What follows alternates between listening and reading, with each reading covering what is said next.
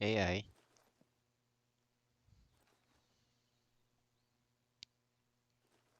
I'll be back. I'll just go get water. Sure.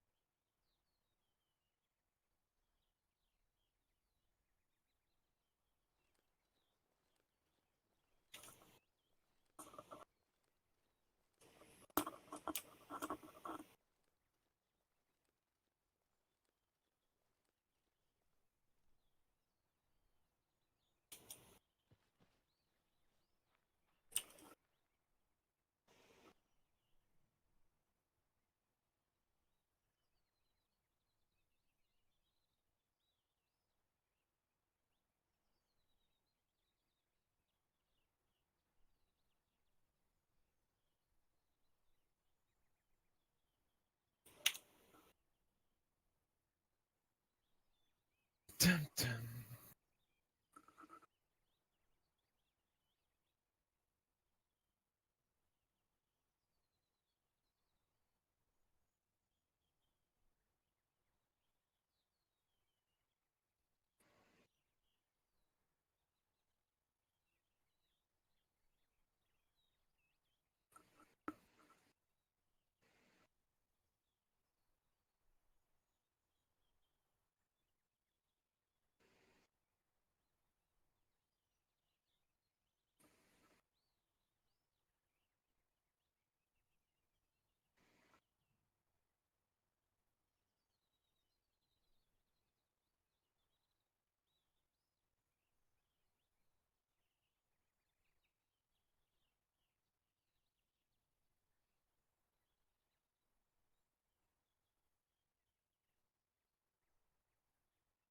Set up. All right. So,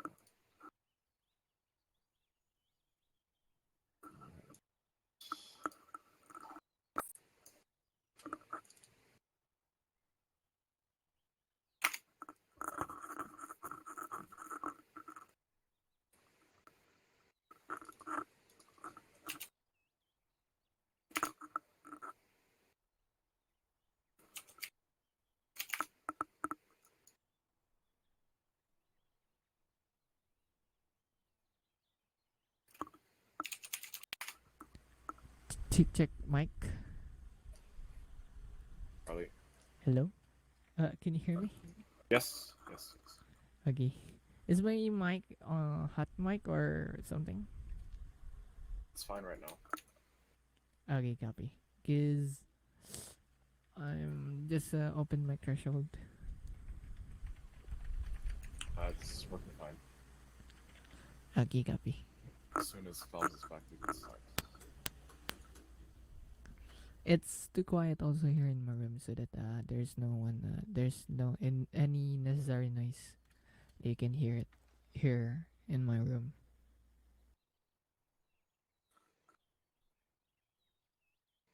Only a static. I think you can hear static. Oh, it's actually pretty clean. It's clean. It's Pretty good. clean. It's good. Mic sound. Nice.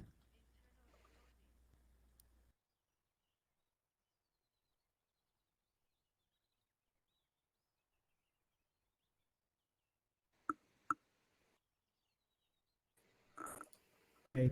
Right. You have a bit of an echo now.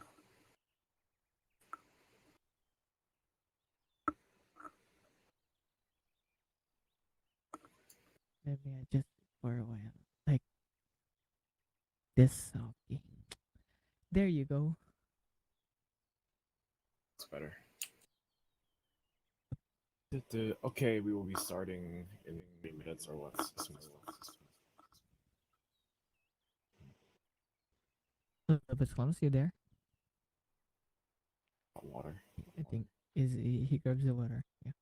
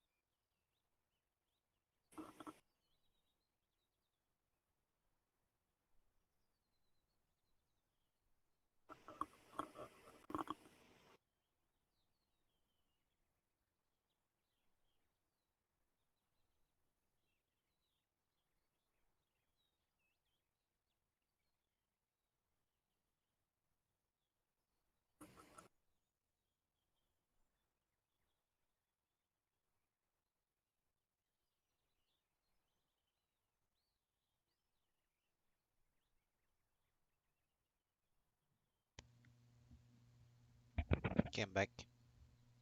Okay, perfect. Sarge, are you also there? Perfect. Okay, so we can start. All right. So there's Yeah, only we could. four of us. Four of us today, but that doesn't matter because that means that we can skip what we did last time.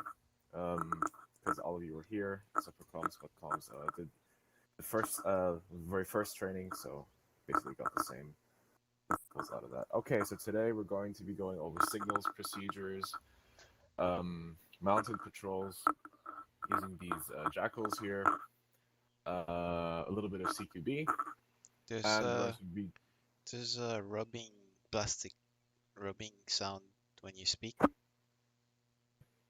now. Yeah, it's good now. Yeah, so we're going to be going over what I said, and finally road and river crossings because some of the future operations that we're going to do are going to require that of us. Okay, so we're going to start with signals procedures and how we can set up our radios, especially our short range radios, communicate with each other effectively. All of you should have your radio, so if you do left control P, of your radio interface. And as of today, I've kind of decided that our frequency settings are going to be section, which is a squad 5-0. For Bravo Fire Team, it's going to be 5-2.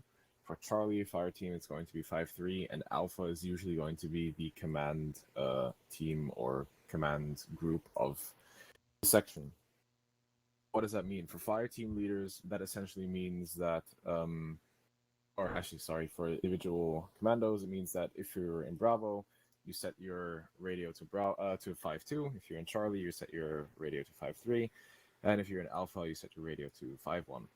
For Fire Team leaders, that, however, means that we will be setting up an additional channel, which is going to be 5-0, because that is the channel with which all the commanders and junior commanders within the section are going to communicate with each other. So, how do we do that?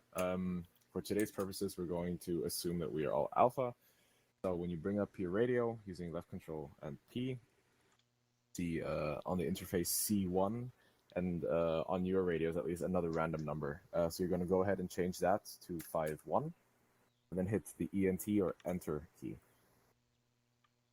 via interface. Perfect. I already heard the first guy try to transmit.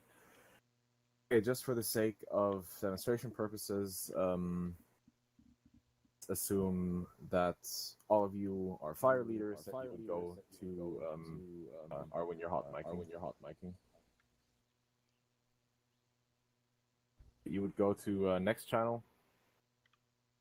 Would switch you on your interface to if you don't know how to do that, on the interface where it says PRE, click on the plus.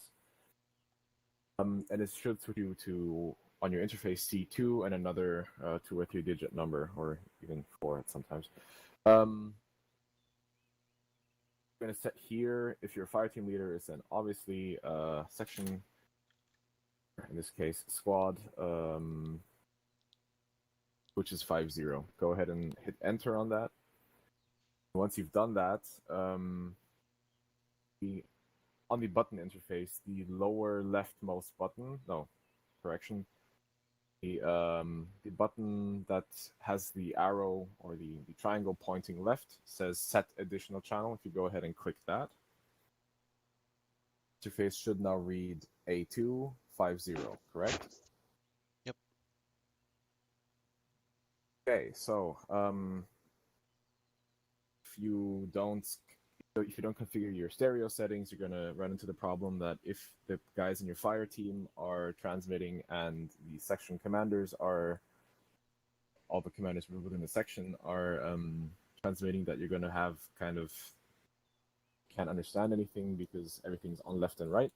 So we're gonna configure our stereo settings. I'm gonna tell you exactly how you have to do it if it's left or right, but the way I do it is that additional channel and stereo settings is the bottom leftmost button. My additional channel is transmitted to right only, and my C1 or my channel 1 is then switched to left only. This way I know that if anything is transmitted on the left, that's within my fire team, and anything that's transmitted within the right headphone is transmitted on section network. Oh, being said, that's essentially how you set up the radios. So we're going to go through a radio check. We're going to first start with our primary radio, which is the fire team radio. So each individual will just go through and do a radio check.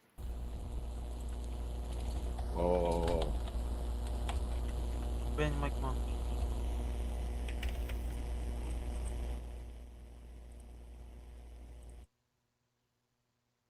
Yeah. Go ahead and do a radio check, everyone, on your fire team.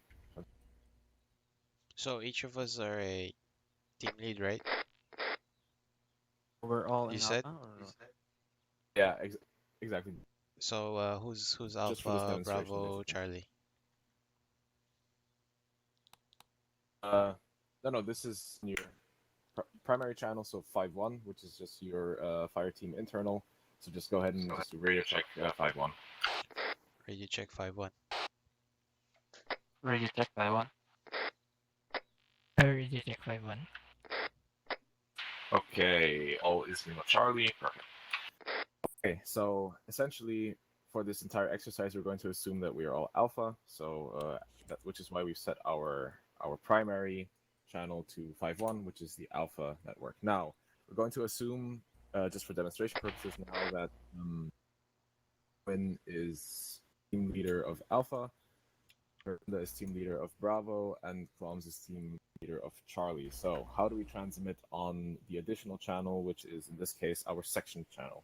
You do that by pressing the button T or Tango, and all of you should be hearing me on your right ear or whatever you configured it to now. So, Yep. Head and do a radio check for me again. Arwen is Alpha, Sarge is Bravo, and Qualms is Charlie. Go ahead. Radio check, this is Alpha 1. Over. How do you do that again? Just Tango. press T. Oh yeah. This is Bravo team.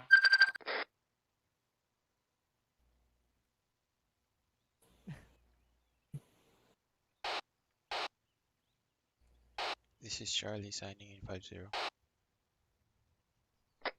Okay, Alpha Bravo Charlie is all Lima Charlie.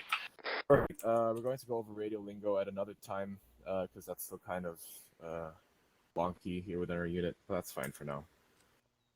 Okay, so now that we have our radio set up and we've done a radio check, how exactly are we going to use, especially on the commander level, how are we going to use the radios to effectively communicate? Okay, so in the previous example, we all delegated that all of you are team leaders, but in reality, in this kind of a group size, only one person is going to be a team leader, so only one person will have their additional radio set up. And the only person that's going to be for the short range radio is obviously the fire team leader. The reason for that is our team leader needs to be able to communicate with his fire team over this channel, for example, over the main channel. But for example, if I, as a section commander, need to speak to the Bravo fire team, I would of course go, Bravo, this is section command, blah blah blah blah, over. The reason that we split the two is that I, as a section commander, don't necessarily want to hear everything that Bravo fire team, Alpha fire team, and Charlie fire team are saying, and I only really want to communicate with the individual fire team leaders. It's the same for the fire team leaders. You guys don't want to hear everything that section command is talking about because maybe some of it's not relevant for you. You only need to be contacted on the most essential information. So, as a fire team leader, what you essentially do is when you want to relay orders to your fire team, you do it over caps lock, which is always going to be your primary fire team channel. And if you want to, well, as a fire team leader, most of the time you will be responding, but also if you want to transmit stuff on SectionNet to, for example, let your section commander know that you are in contact or just give them a status update, you then do it over the section network, which is 5.0. Okay, is that clear for everybody? Copy. Okay, so even though 3 people aren't quite a fire team today, we're just going to do it for demonstration purposes. Arwen and Kloms, if you guys could go back into your radios and basically disable your additional channel, which should be A250, and the way that you do that is just by clicking on the set additional channel again, should bring it back to C2. Yep. 1, which should be 5.1. Because today we're going to be testing out, especially for Miranda, who is a trainee fire team leader. We're going to just implement the system today so that we get used to using it, and I will be taking on the role as section commander, even though it's only 4 of us.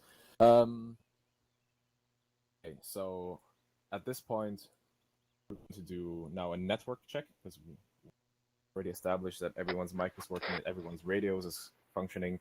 But essentially, you guys are going to do a fire team because all of you guys will now be Bravo. So Sarge, you're still Bravo. You're going to be doing a Bravo team communications check, and then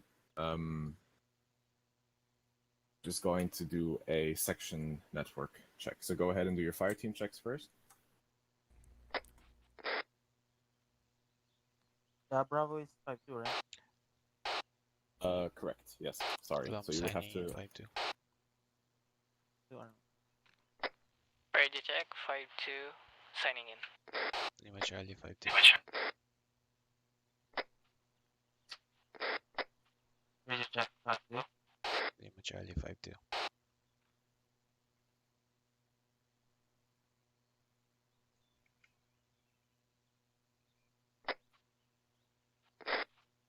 Ready check, 5.0.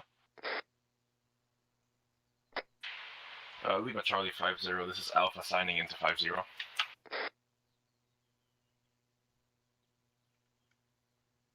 Okay, perfect. So we've now established a section network.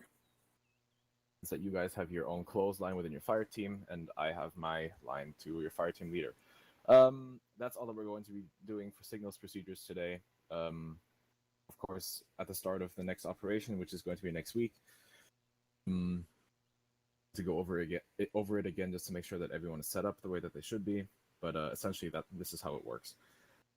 Okay, so we've done basic signals procedures. Now we're going to go, because it's easier to do it this way with the road here, we're going to go over road and river crossings. We can just do it right here on the road. Time we have a structure like this, whether it's a road or a body of water that we have to cross, we basically are going to follow the same procedure. It's a bit of a shame that we don't have another fire team to do this, because the way that I want to essentially do this involves 2 fire teams, but we can set this up by way of me simulating the second fire team. So say that Bravo, in this case, which is you guys, is the lead fire team in the formation. So if you guys would follow me for a second.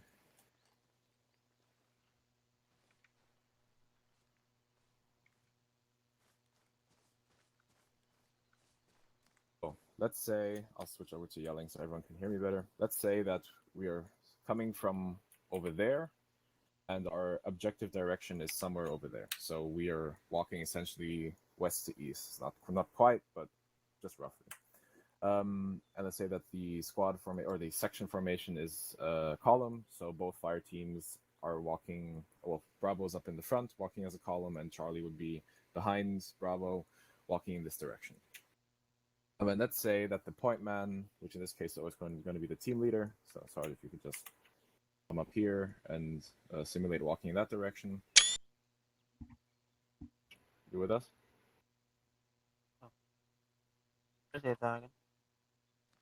So just go ahead and form a column for me on your team leader.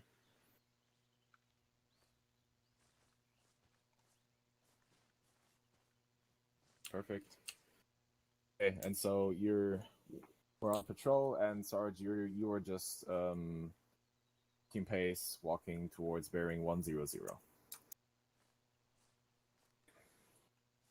And then Sarge says, "Oh crap! There's a river or a road in front of us." So Sarge calls out a halt within his team. Everyone goes into the position. Comes very good. You look to the back. Normally, you wouldn't have to do that because there's another fire team behind you, but that's a very good example of what you should do if no one is behind you. So, what do we do now? Now we have to imagine that behind you guys is another fire team. So the objective now, obviously, is to bring the section across this road or across this body of water and do it as fast as possible and as safe as possible, because we don't know if there are enemies to our left, to our right, in front of us, or if we have been followed, right? So, thing that the lead fire team then does, which is Bravo, is Sarge, you come up to my position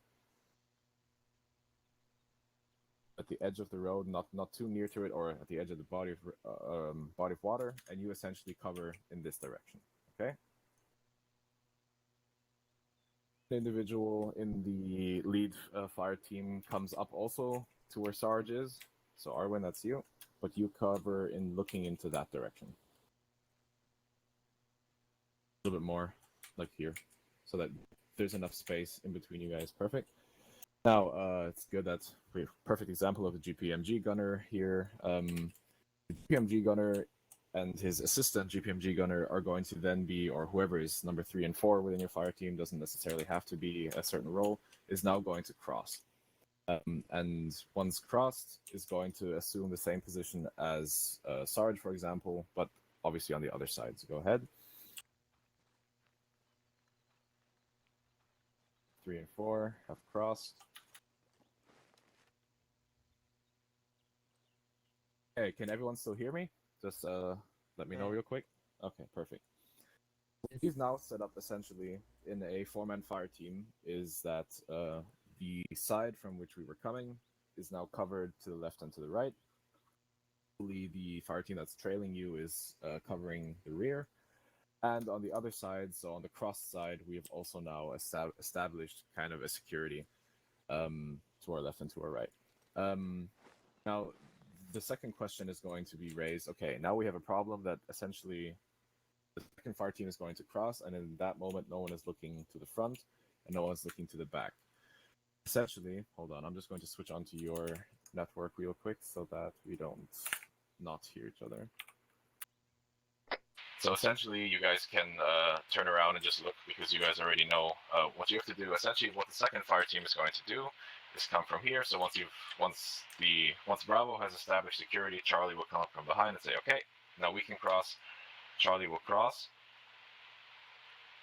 and essentially, instead of assuming the position that you guys have, Charlie is going to set up a line security looking in the direction of travel, right? Hopefully one of the guys will turn around and look back to where we were coming from, but essentially this guy isn't really capable of protecting you guys towards the rear because you're obviously in his way. So essentially, oh, sorry, just losing connection.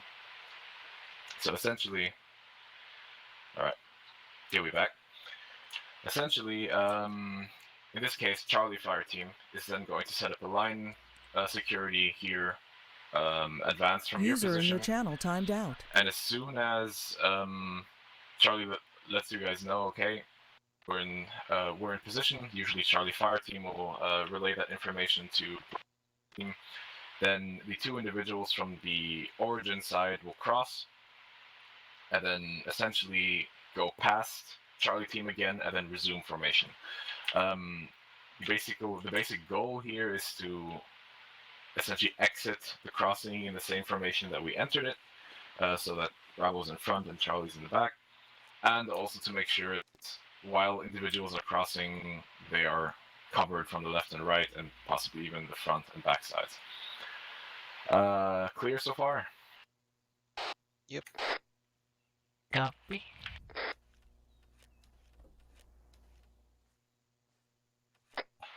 Sar just gone. Let's hope that he comes back. So we everyone just form up here by the vehicles.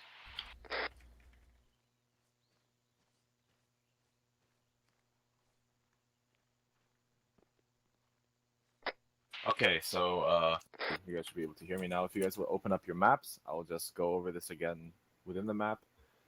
Oh, wait, maybe that's orange. Can you say again the movement?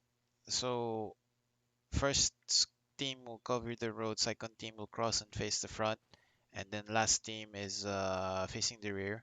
But how did you say how would they end up again in the same formation? I'm going to go over it in the map. I'm just going to draw it out now. All right. So, let's say that we are moving in this direction here, right? Or actually red is Bravo, so up here is just, everyone can see my pointer? Yeah. Yeah. Say that the entire section is coming from here, right? And the section wants to essentially move over here. Let's say that our objective. The lead team, which is Bravo, it comes up to here and sees, okay, there's something here. There's either a road or a body of water. Need to cross. The point man is always the team leader, so what the team leader does is essentially. It's only 2 teams. I was thinking 3 teams. 3 teams is actually correct because if we're going to look at this really, really strictly, Yeah, I was thinking for the movement for the 3 teams. Exactly. So essentially, Alpha is always, because it's the section HQ, it's always going to be either attached to Bravo or Charlie. So I mean, it exists in theory, but really it's part of one of these 2 formations. Okay, gotcha. Why? I mean, it's very good that you bring that up. People get confused by that, but essentially, this doesn't really apply to the movement. So, so Bravo comes up here, sees, okay, we need to cross something. We're not sure if there are enemies over here, or over here. So, team lead posts here, and fucking it up. Looks in this direction. Guy posts over here, looks in this direction. And 4, they cross, and then essentially 3 looks into this direction. Wait, I just brought up into that direction. 4 looks here.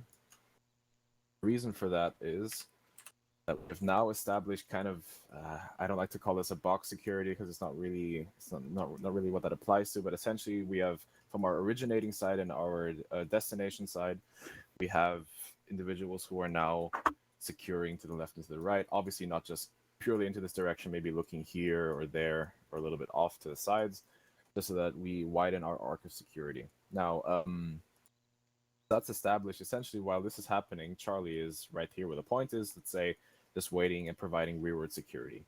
So as soon as this is complete, fire team leader for Bravo puts over section net. Yeah, okay, Bravo set up. Charlie will say, okay, Charlie's moving. Charlie will begin their cross. So essentially, Charlie is just going to cross as an entire team. In most cases, Alpha will be attached to Charlie, and they will just cross relying on Bravo security. And once crossed, they will form essentially line security looking this way. So once this is set up, Charlie has to very quickly, as soon as this is set up, I put Bravo. It's supposed to be Charlie. This is Charlie has to really quickly tell Bravo fire team lead, okay, we're set up. You guys can cross now, and essentially the order of crossing is then obviously going to be the fire team leader comes up first, then his second man, then third and fourth, and essentially the goal here is going to be that direction. Draw this out. The fire team leader is going to come out here because you don't want to just go past Charlie, because then they can't protect you anymore. And once has completed the crossing and is now here, resume formation, and then as a section on in the direction. So essentially, we started with Bravo in the front here, Charlie in the rear. Bravo was the first to set up security. Charlie crossed, provided front security. Bravo then crossed to either side of Charlie, and then Bravo resumes the formation. Charlie then also resumes formation, and Alpha is attached to Charlie. So essentially, we exit the cross over in the same formation that we entered it. Clear for everyone? Yep.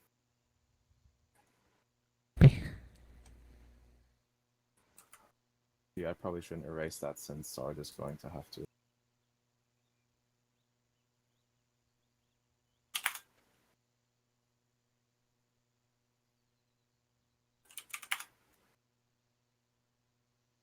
Okay, staying in the map, let's review what we're going to do if we are contacted during this entire procedure. Essentially, say that for the time being, well, actually, it's good that we're Bravo, because let's say that as Bravo, we set up our security, this all works, and all of a sudden, let's say number 3. Can you guys still see my pointer? Yep. See that? So let's say that number 3 is contacted from somewhere here, right? Essentially, this entire maneuver now relies on number 3's reaction, because number 3 is obviously then going to return fire, try to suppress the enemy. But this is then relevant for Charlie. As soon as Charlie hears that there's contact on this or the other side, but more so on the other side, Charlie has to really quickly cross, and then obviously not just form a forward security looking in this direction, but form a firing line looking into the direction of contact. Because if Bravo were to break up this formation, we run the risk of being contacted then from other angles, which then essentially breaks up the entire security that we tried to build in the first place. So as a Bravo team member, essentially your job is, if we're contacted, just return fire, try to suppress the enemy. Hopefully your fire team leader or the fire team leader of Charlie realizes what's happening, cross as quickly as they can, and come to your help. The first step. The second step, obviously, is then once Charlie is crossed, what does Bravo do? Well, Bravo is essentially going to perform the exact same procedure that we went over last time and on the first time, which is essentially the team bound. So let's say that Charlie is set up here and is firing upon an enemy over here. As soon as Bravo crosses, instead of just coming over here, Bravo is going to come over, let's say, we'll bound a little further and say set up here, flank the enemy a little bit, and then was going to do the same thing, essentially go over here, and then try to disengage from this. Or honestly, by the time that we've bounded twice, if we've survived this thing here, then it means that the enemy couldn't have had that much firepower, so we've probably dealt with them already. Right, that's essentially it to contact procedures. Obviously, if we take such a heavy contact from the front in our direction of travel, idea to pull back, especially in a scenario like this where we have a little bit more cover due to the buildings here, might be a smarter idea to pull back out of this engagement. But in most cases, we're going to want to try and push through the enemy, but be standing in our direction of travel, and for it to just go around because it might waste time, or simply because it's not possible due to terrain. Okay, that's actually it for road and crossings. Obviously, one technicality with water crossings is that they might take a little bit more time depending on how deep the water is, because at a certain depth, your character in ArmA just walks, can't run anymore. And obviously, you want to avoid at any cost is any kind of river crossing that's going to involve us swimming for prolonged periods of time. Because first of all, it's already going to put a lot of stress on Bravo because the fire team leader in his second will be on the originating side, and for the especially if it's a wide body of water, the time it's going to take for 3 and 4 to go to the other side will drastically slow down the entire maneuver. And the time it's going to take Charlie to get over is also going to be long because essentially we want to keep this entire maneuver as short as possible because it essentially exposes us to a large amount of risk. Swimming for 5 to 10 to 15 seconds is no problem, but if it's going to take us, I don't know, a minute and a half to cross a body of water, if there's no other option, then obviously we should look for an alternative.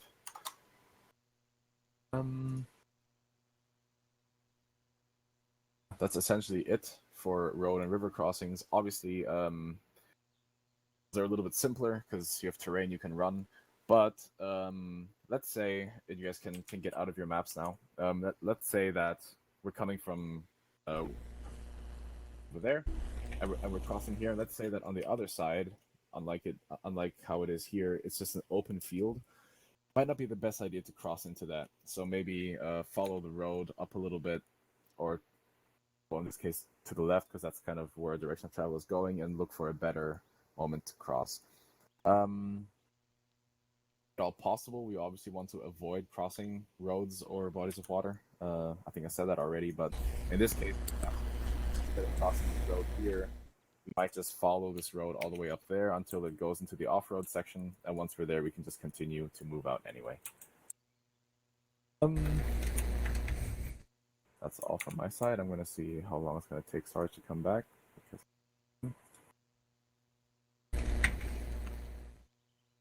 Probably power interruption. His PC shut down. Lol. Oh. It's a new computer, right? Use a new computer? Or not So. yet? Hasn't Always have worried it because yet? I think he was talking about like overclocking stuff, and I was like, dude, don't do that. Don't do that. Don't do that. Do that.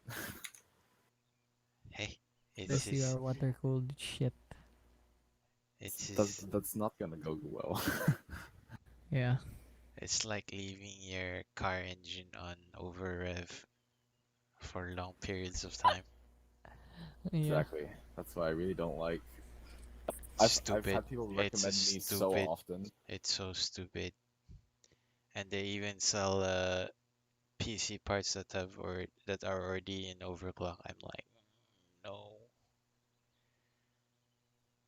Whatever, it's a stupid fad. So many people recommend me that I could like boost my game performance if I just overclock Overclock, stuff, and I'm like, like, yeah, no. but manufacturer thinks that they could get more out of this piece, they would have done it. I'm just gonna grab water real quick.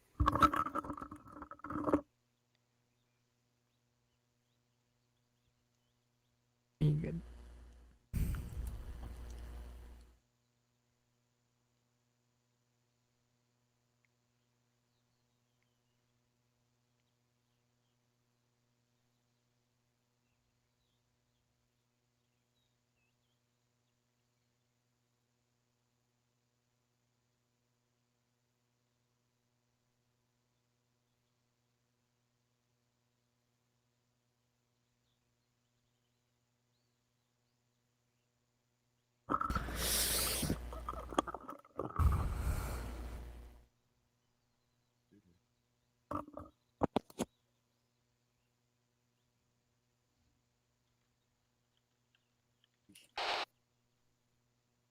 Go ahead.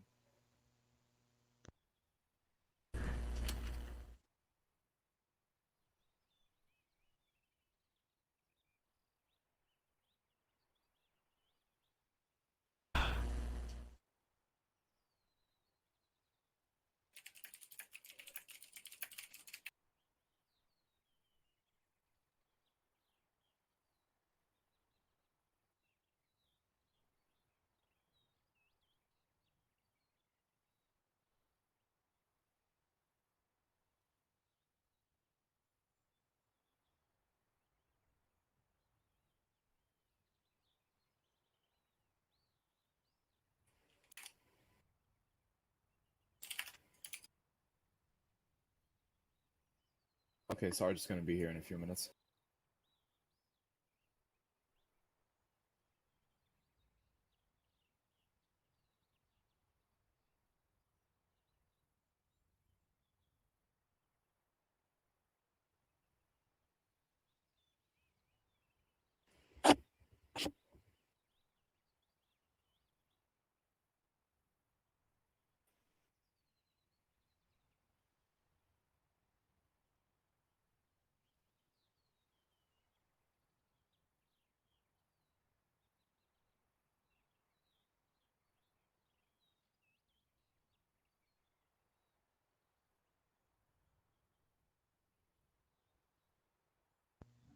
Back.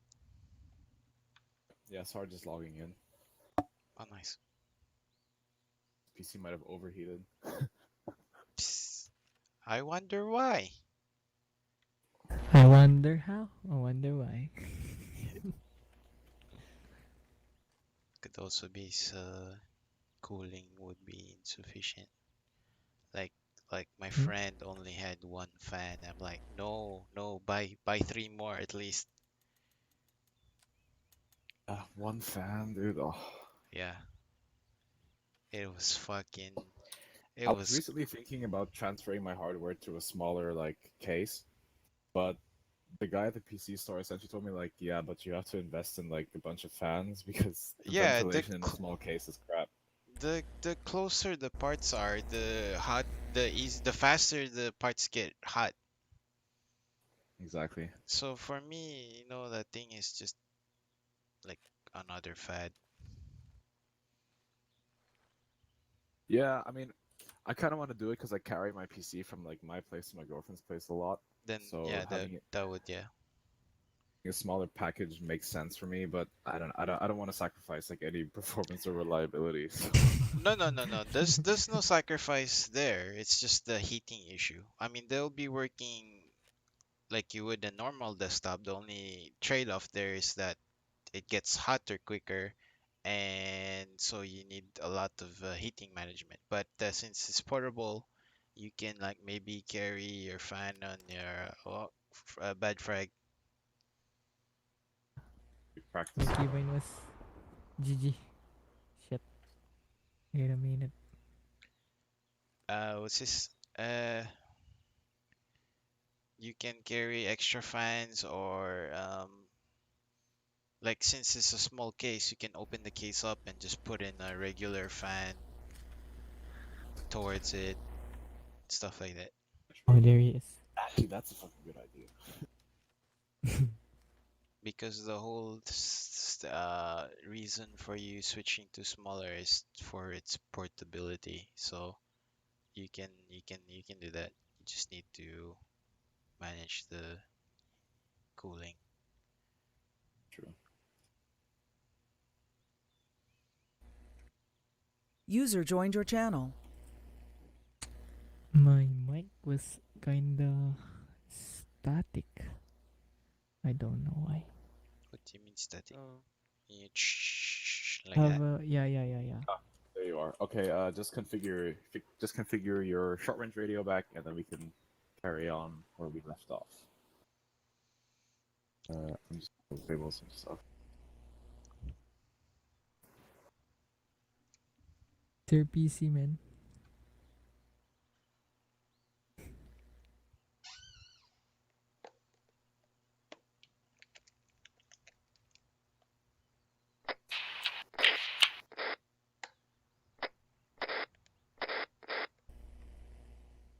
Oh, check Go ahead. first. Yeah, go ahead and do a radio check. Raise check 5-2. New Charlie 5-2. Raise check 5-0. Yeah, we will try. Yeah, okay, good.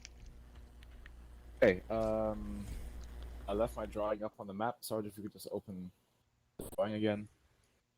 Okay, so essentially what we covered is, sorry, map. Can you see my pointer? Yeah. So essentially, if we're coming from this direction, in this case, Bravo is the lead fire team, Charlie is the trailing fire team. Bravo comes up here and says, "Oh, okay, we have a road or a body of water that we need to cross." Bravo Fire Team leader assumes this position right here, covers to, in this case, the north. The second guy in the fire team covers to the south, or whatever orientation. Just in this example, the members 3 and 4 of the fire team cross quickly and assume these positions here. And essentially, as soon as 3 and 4 tell you over the radio that they're set, you as fire team leader Bravo over the section net, so your alt channel on over T, tell everyone, okay, Bravo is set. And as soon as Charlie hears that, Charlie is going to cross as an entire fire team all at once, and then form a line defense here, facing obviously direction of travel. And as soon as Charlie puts out the transmission that Charlie set, you as fire team leader will be the first one to essentially dissolve this defensive formation. You get up, you cross, and don't go past Charlie, because obviously if you go past him and something's out here, then Charlie can't help you because you're in the way. Go to either side of Charlie, come out here. Obviously your second will follow you, put it over the radio like, okay, Bravo is crossing, but the order is always fire team leader first, then the second guy, then the third guy, and then the fourth guy. Just keep it simple. I know it might not be the best in every scenario, but just keep it simple. Cross here, also just form a line formation, let Charlie know. And then essentially, once you've told Charlie that you're set, everyone's crossed, what you do is just go back and assume the direction of travel, which we had over here, and you're going to do it in the same formation. So if we were in a line here, a column here, you resume column. Charlie will just do whatever you're doing. If we were in a delta, just resume a delta, whatever was the call out until Alpha, the section commander changes it. You stay in that. So far. Okay. Contact procedures. We went over this a while ago. For Bravo, essentially, if you were contacted in this defensive formation, all you can do for the moment is return fire, try to suppress the enemy until Charlie is crossed, and obviously it's going to be Charlie's job then to form a line in whatever direction the contact came from, to help suppress it as Bravo then begins to. Just a couple things to avoid, but that's more of a section commander's call, to avoid being in this maneuver for a very long time, because we're very vulnerable here. There's a lot of moving parts. People aren't able to provide a security as they would be in, let's say, a double line or a double column. We're moving, and especially for bodies of water, we want to avoid crossings where we have to swim for extended amounts of time, because that obviously is the slowest method to cross. Water that's too deep, that forces prolonged periods of walking in the water, is also discouraged. And as for roads, we were supposed, for example, to cross from here into somewhere that's completely open. Might be smarter to first follow the road until we find a better place to cross. In this example, for example, we don't even need to cross this, because let's say that our section is traveling in this direction. We say, okay, we could cross, but if we open the map, if we just go around it and do this, we've essentially achieved the same thing. Again, I just drew this here and did it for example purposes. Clear so far? Affirm. Okay, perfect. So that's all that we're going to do today for road and water crossings. We're going to move on to the next step, and then I promise after that it's going to be a little bit more interesting, because now we're going to do mounted patrols, and then we're going to be doing CQB, and then we're going to put everything into practice by doing a little bit of simulation with some AI. Okay, so if you guys would follow me.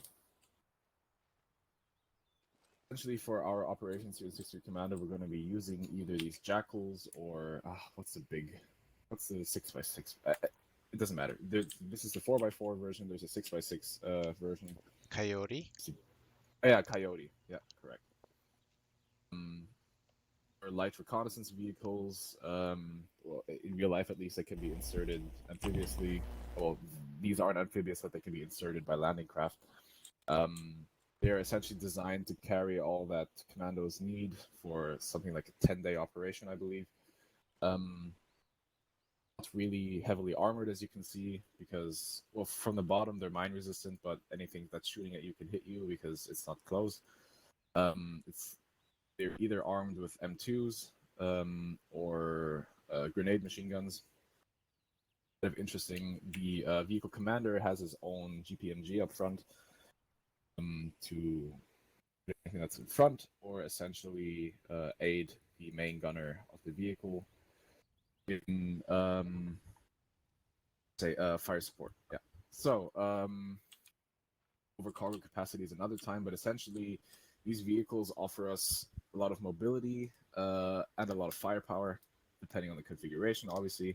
But already having 2 machine guns on there means that decent amount of hurt onto an enemy using. Essentially, these jackals, which are the small ones, accommodate 1 fire team. There is obviously space for, I believe, in here, but usually it's only going to be 1 fire team. Obviously, Alpha is usually only a 2-man team binary, so Alpha is going to be strapped onto one of these, usually to Charlie fire team's vehicle. Essentially, all of the formations that we go through in infantry, almost all of them that we learned, apply to mounted patrols as well. So let's say that commander calls out a line column or just column. Obviously, vehicle will be up front, trailing vehicle behind that vehicle. A line would just be the vehicles driving side by side, and the delta, depending on how many there are, one would just be staggered off a little bit behind. Yeah. So, say that we do, or how do you say this in English? Shit, I already know the German word. The way that we seat ourselves as a fire team into the is the fire team leader goes into the commander seat. Again, it's a British vehicle, so other side, correct? They're on the wrong fucking side. The fire team leader goes into the commander seat. GPMG gunner, nicely done. Either you are the gunner or your assistant gunner, and then whoever is left, or fire team will You're right. grab the driver's seat, and for example, the other 2 guys will 2 to 3 guys, depending on if Alpha is strapped to your team, will just join in the front. For example, I can get in here just for the purpose, for demonstration purposes. I'm going to be manning the other vehicle. Stop auto walking. So, say, and just a theory now. I don't want anyone to fire. Sarge, how wide is your arc of engagement? So how far left and how far right can you engage? This is the leftmost Leftmost you can do. Yeah, and the rightmost? that's about it. As you can see, the commander is really only capable of engaging stuff that's in front of you, right? Yeah. Main gunner, what does that mean for you? Yay. No, I can Yay. Watch rear. I can watch 360. You can watch sides, you can watch the rear, because chances are from the front, the commander will engage first, and you know if that GPMG goes off, okay, something's up front. So obviously, if you're traveling alone as the main gunner, you have the advantage of being able to watch the rear and the sides. Nice thing Watch it left has or a right. scope on it. Exactly. So that's another part. It has a pretty impressive scope on that thing. So for longer engagements, if we don't have a sniper rifle attached to the section, or if we don't have someone that's capable of using it, this thing, I've tried it out in the editor. I've been able to hit Belt-fed things out to like sniper rifle. I've been able to hit things out to like 1,300 meters with that thing. So There's a record on this thing, a sniper using an M2 killing enemies like about 3 kilometers away. like 2.5 miles out, I heard. Yeah. It's insanity. But anyway, so yeah, that thing up there is really the main firepower element of this vehicle. But this GPMG up front is also really useful for taking out just like infantry or providing suppressive fire. Okay. So, basic contact procedures. Again, nobody fire. If we're contacted from the front, let's assume that we're just driving along. From the front, the first person to respond is probably going to be the commander, just because he's looking out front and he has a machine gun, so he just goes off. Again, try to conserve a bit of ammo, although I'm not sure. I think these vehicles have unlimited ammo, which is No, kind of not... No? Okay. this one only has one belt, so I'm assuming this is manual reload. Not sure. So yeah, to conserve ammo a bit, so bursts are preferred, especially on the GPMG, especially on the M2. But essentially, if we're contacted from the front, the commander responds, puts out 2 bursts quickly. Then the main gunner, depending on what the section commander obviously calls out, if he just calls out to drive by, then it doesn't matter. If the section commander calls for a hard dismount, correct me if I'm wrong here, because this terminology is was completely new to me. A hard dismount is everyone gets out except for the gunner, correct? Yep, correct.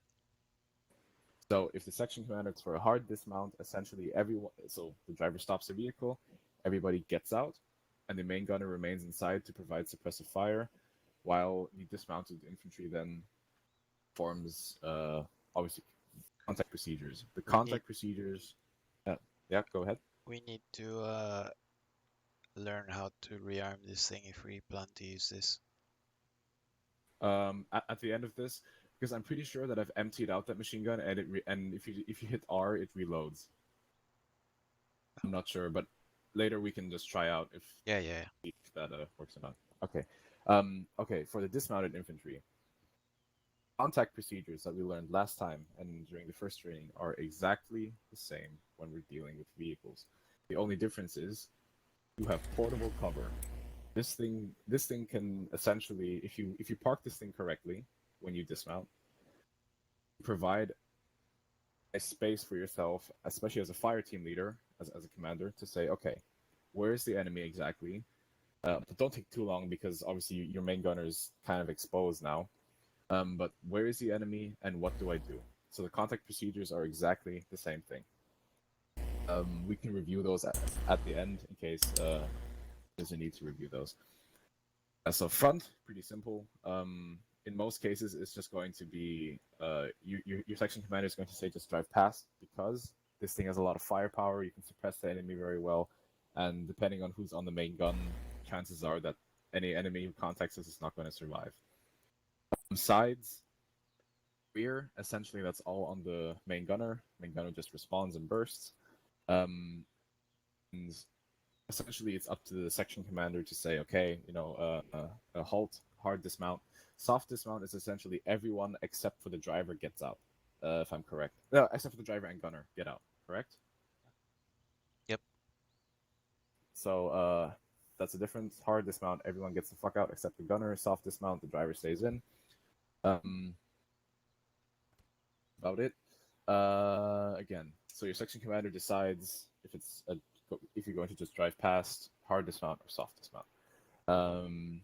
Left, right, and rear contacts are all dealt by the gunner. Front contact can obviously be dealt by with the main gun and the GPMG. Dismounted infantry have exactly the same contact procedures, with the exception that they now have, portable cover that they can move around. But potentially, your section commander is going to tell you exactly what to do. Okay, so just some operational procedures. I think this thing has a maximum speed of 68 kilometers per hour, if I remember correctly. However, we're going to be imposing some soft limitations that we use in normal situations and can only be extended past in emergency situations. So for on-road use, we're going to be limiting the speed to 50 kilometers per hour.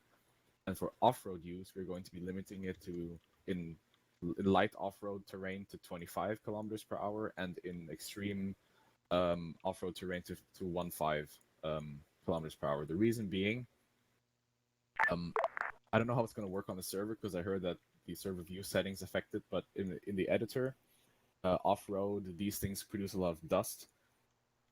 trailing behind them, they simulate that pretty well. And so the slower you drive, the less dust they produce, which obviously means that you're less visible. Second thing is you don't want to damage these vehicles off-road. There's a higher risk of doing that. And navigating off-road can be a little bit tricky, so you also want to give your navigator, who is the commander, by the way, commander, that's one of your roles also, is to make sure that the convoy or your vehicle is going in the right direction. So you want to give your commander the ability to navigate off-road, and to help him do that, just slow down a little bit. So on-road 50, 50 kilometers per hour, soft off-roading 25, hard off-roading 15. The way that you set the limiter, by the way, for anyone who doesn't know, is with the delete button. So you drive up to the speed, hit delete, and then the vehicle basically limits itself to that speed. Okay. Are essentially only two road formations that we are going to be using, or actually, correction, there's only one that we're going to be using within road scenarios. So if you guys could open up your map and see my pointer over here. Just give me a second to get a sip of water. So, yeah. Let's see the split. Exactly. So when we're on road, and whatever reason the section commander calls a split, the first thing that the lead vehicle, Vic 1 is always going to be the lead vehicle, and Vic 2 is the trailing vehicle, so on, so on. 1 is going to pull off to the left side of the road, facing forward, and because obviously the GPMG has the capability of putting fire towards the front, and the main gunner can maintain 360. And Vic 2 is going to pull off to the right side of the road. Here, it's also interesting to note that despite the way that this is depicted, the vehicle does not turn around to point the GPMG downrange, but essentially just remains in direction of travel. Just that the main gunner of Vic 2, or whatever the last vehicle is, should focus his attention towards the rear. So essentially, when your section commander calls out a split, drivers, if you're the lead vehicle, you pull off to the left, and then second vehicle will pull off to the right. If there's a third, then off to the left, just alternating essentially. One remains pointed in the same direction, and GPMG gunners cover to the front, and the main gunners can essentially look around and see, or for themselves assess which angle of attack has the most risk of contact, or your section commander will essentially relay information to the fire team leader, which will then relay his information. So the split, the reason that we would do this is, for example, if your section commander receives new information from central command, or if your section commander decides that the convoy needs to halt. And the reason that we split it is because if we were to be behind each other, or just in a normal column formation, it might be easier to be attacked from the front, from the rear, but also from the side, in the sense that two anti-material rocket gunners could easily, since we're just parked behind each other, range one vehicle, same range for the other one. So we split it off, different ranges from the sides, also from the front, from the rear. And this allows us to not manipulate, but take advantage of terrain if there is any. And that's it. Essentially, whenever a split is called, you just assume this formation that's been drawn here. We're going to go over it in a second. If a halt is called, just keep whatever formation you're in right now and just halt. But it's very rare that the section commander is going to essentially command halt. Okay, so we're going to demonstrate this, or practice this. Get rid of my drawings here just a sec. If any of you guys want to help me, go ahead.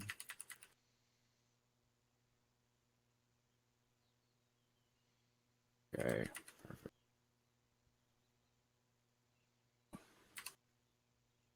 We're going to be starting from here, so we're over here. Going to move up using the vehicles. First on road to this point here, to the intersection, then take a left, go up this road, and go off road down to waypoint Alpha, then to waypoint Bravo, then to waypoint Charlie. Once here, we're going to resume on-road operations. Essentially, we're going to be practicing some contact reactions. So Oh, I almost forgot. You guys need to convert your actual individual weapons to live fire. So if you guys could all dismount first. I think this truck is an ace arsenal, so it should be pretty quick to do that.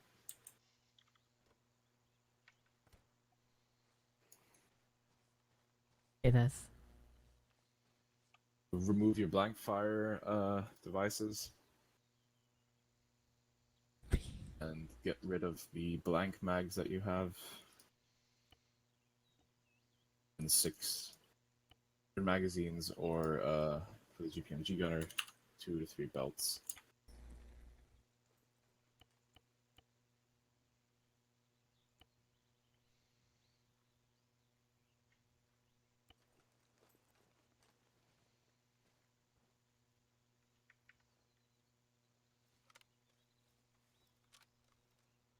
Remove the dildo, otherwise it's going to.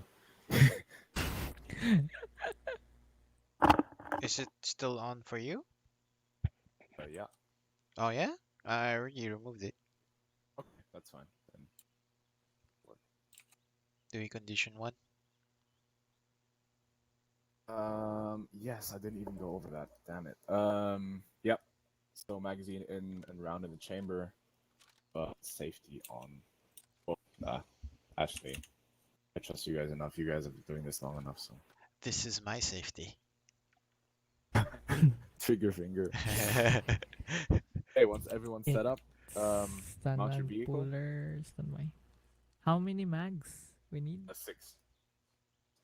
Mags, including the in mag, first mag, right? Yes. So 5 in Copy. the vest, 6. Oh, 5 in the vest, 1 in the rifle. Okay, Okay. Bravo. Radar check. This is Alpha.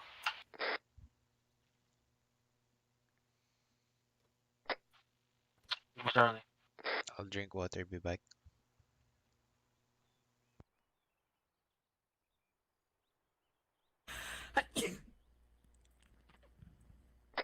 Bravo, go ahead and mount up your team into the vehicle. Wait, man. Everybody mount up.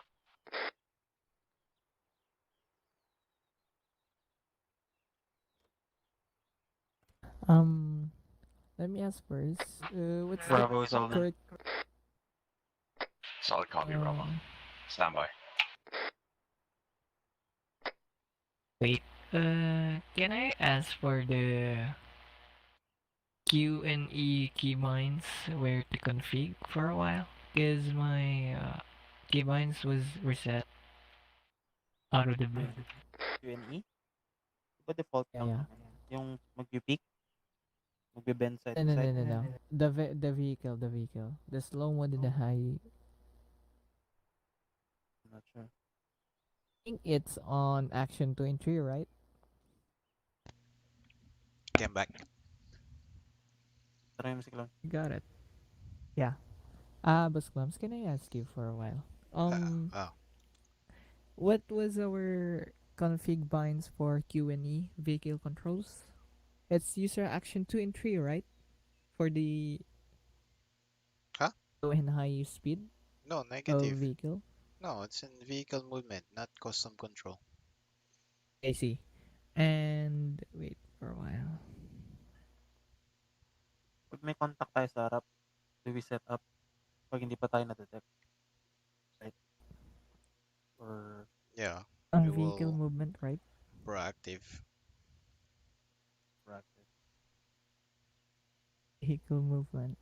Yeah, nice. So, There you are. Guess fast forward this one. Should be Q. Thank you, Baslams. The car fast forward is echo, car slow forward is Q. Oh, yeah, right. Okay, thanks. Yep. And Cool. what that does Guess. is just like the RPM of the engine. oh, may ganun pala. Yeah. That was the most I want to to familiarize the keybinds. Yeah, so Because my basically helicopter echo key binds would be give the highest acceleration and higher top speed, and then top speed. Yeah. Quebec is low RPM, low top speed. Top speed. But for Mas top maganda sa speed, atin.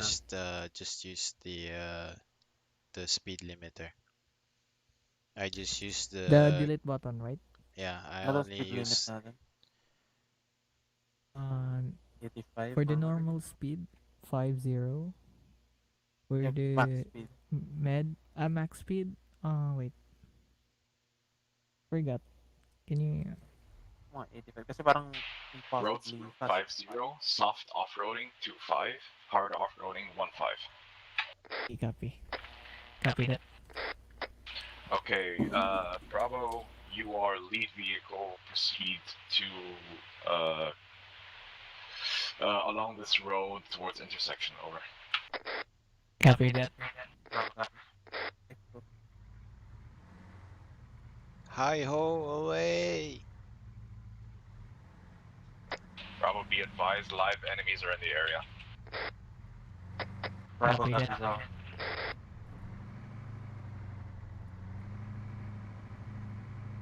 We haven't actually tested the ammo count of this gun. Kung andito Yeah, sila or not. Stay firm. I'll just check once the guns run out. Turn left at intersection. Oh, this has a stabilizer. Nice. Oh, that's nice. So at the end of the road, turn 90 degrees right. Copy.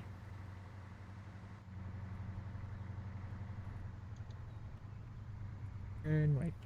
Yeah, nakikita mo yung wala ng texture. Let's go. Sundan mo lang. Member speed. Copy that. 50 speed. Bravo, remember speed Negative. reduction off-road 25. Oh, shit. 25.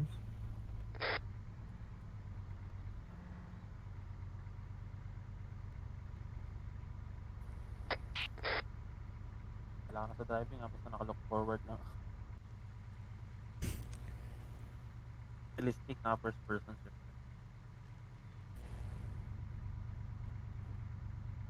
Ano mo palang rear cam dyan eh. Sa kanan mo. Ay. Pero hindi ko siya alam paano yun. Alin? On. There's Kita ko. a rear cam. Kita ko. It's on. It's not working for you. Sa settings mo na. And it's on, nakikita I ko. think si Joey. it's my settings, yeah. Naka-turn off siguro. Kasi malakas sa ano yan. Picture. Wow, Picture in picture. Yeah, go. Pagalan mo lang, baka ako hindi mo nakita. Yeah, go forward.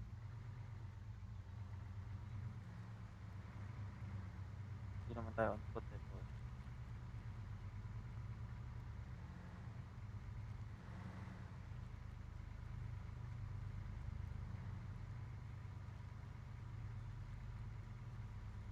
oh, wait.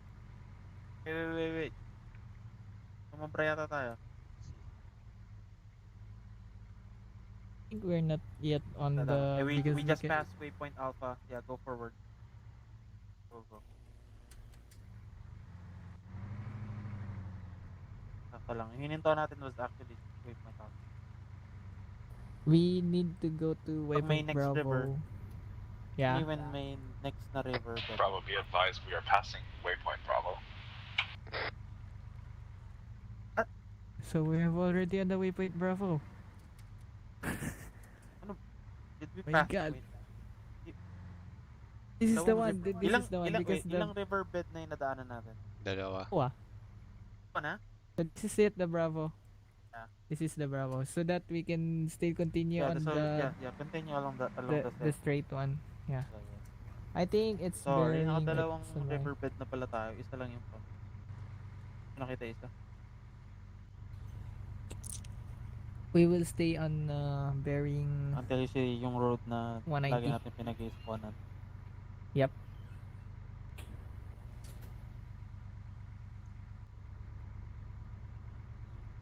Hindi kalaban.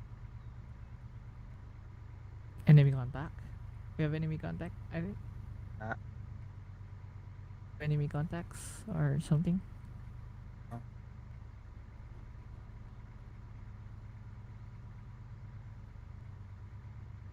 Yeah, Forward, possible, Just direction, forward. possible bearing 300 behind the hill about 500 meters. Read it. Okay, I see the road. Still, we proceed to the end of the road. Copy? Bravo approaching waypoint Charlie. Solid copy, Bravo.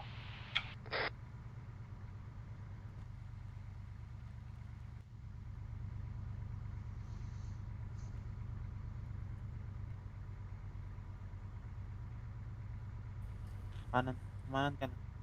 Sa road mismo. Hindi na road. Bravo, we have new information from Central Command. Enemies in the area reduce on-road speed to 30 kph. Echo. Driver, speed 30.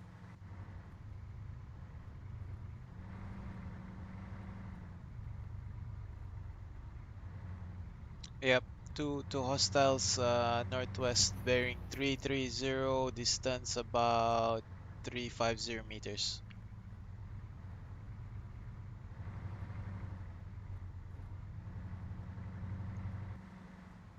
Okay. In 330. Eyes on it. Are they on a hill or the tree line? Behind it. Copy. That's a lot of them. 4. GG. Well, no, I can't see. Direct north. Caution 300 blades. meters. Within 300 meters. See them. Yeah, just go back. Back. Alpha, we see contacts on our northeast. Solid copy. Stand by. Get into Moving position to engage, over. Echo. Get in position. Driver. Where? Move. Lagpas ka dito sa tulay. Then, set it on the side of the road. Okay. Use this as cover. Harvest mo tayo. Bravo, at your will. Engage. Echo. Oh. Hardest mount. Once you start the engagement,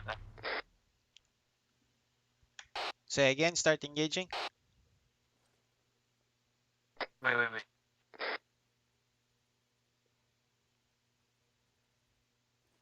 May eyes ka na, ano?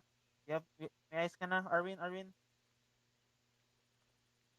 Naka-target ka na? Negative.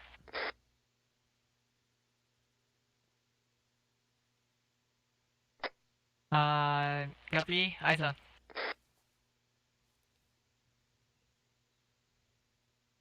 Oh my god. Oh, GG. Okay. No worries. I'll Okay. take over.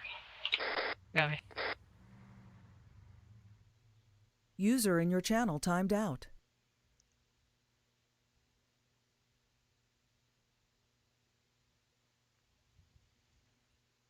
Gunner, at your discretion, engage. Copy. Engaging.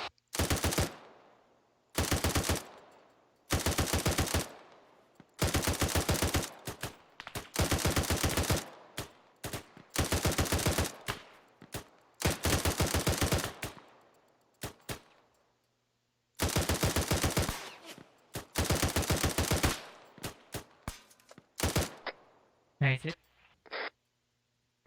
Helpless. Contact front. I'm hit. Gunner hit. Contact west. Solid copy, engage. Copy with. Bandage. Gunner reloading. Switching. Getting in, bandaging. I can't switch to the front. Hit at head. Gunner up. Gunner.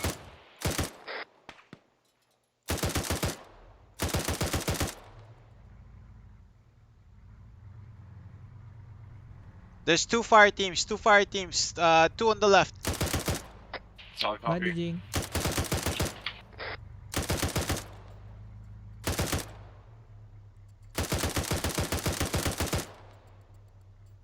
Good. Wow, there's one close. One close. One danger close.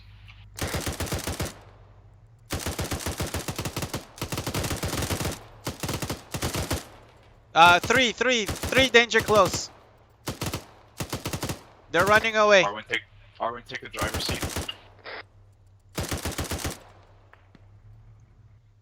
I think fall back. Pull back. Movement. Fall back, fall back.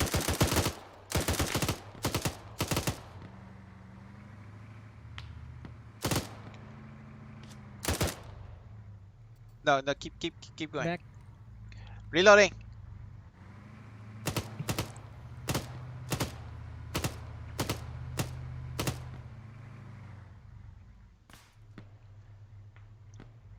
Gunner up.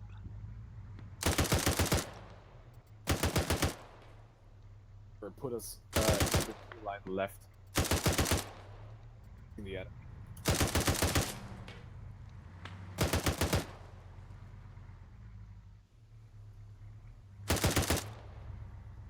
What the fuck? No eyes. Face the enemy. 'Cause I can't, Direct west.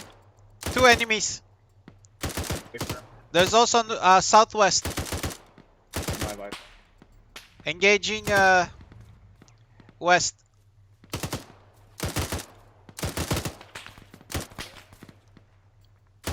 Hit. Confirm kill. West. Moving. Eyes on. Hit. Down. Down. Southwest. Eyes on. Reloading.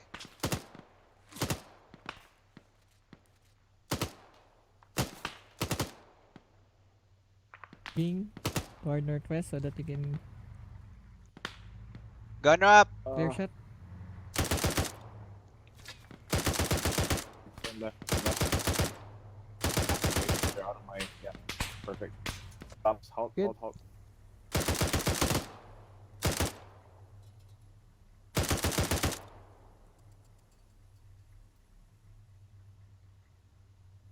Oh, I think it's clear. Okay, Bravo. Status. We get one gunner hit over. Up. Shots fired. Front. Copy. No eyes. Front 1 Hey, o'clock. driver. Return to road. Proceed to previous direction. Copy that. Returning to the main road, and proceeding to the current objective. No eyes on shooter.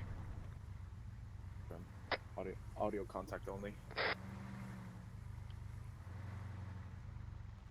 For once on road, halt in direction northwest.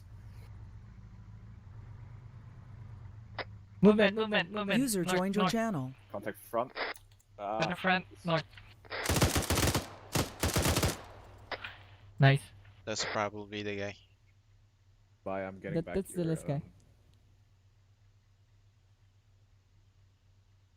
Let's see.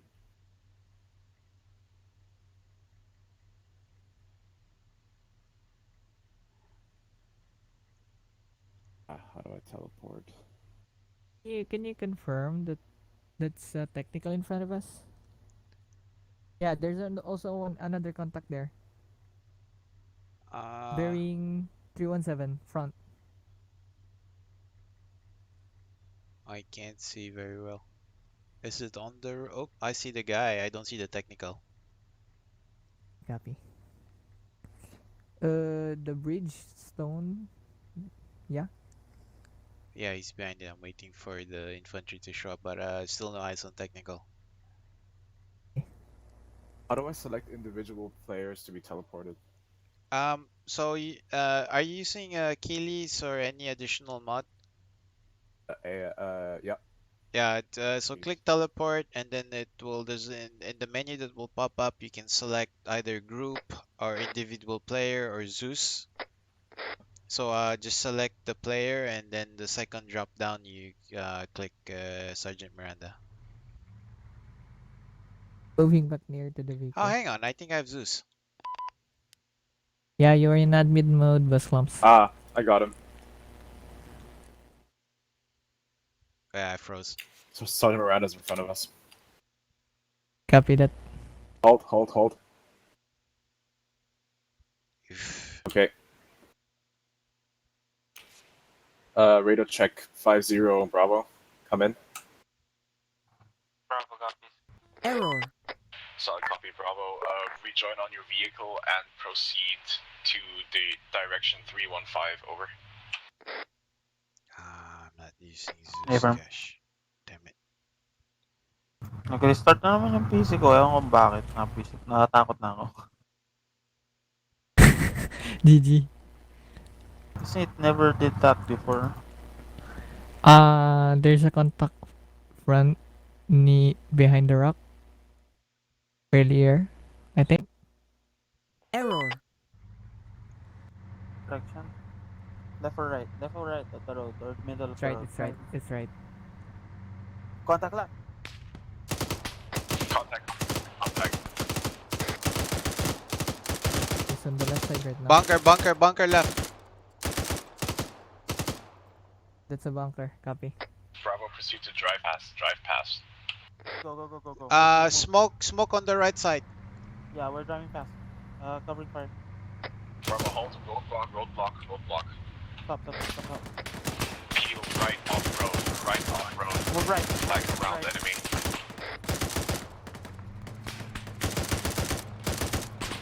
Reloading. Reloading!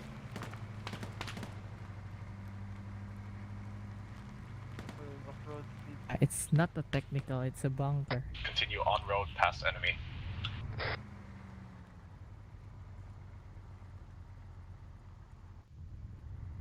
Speed.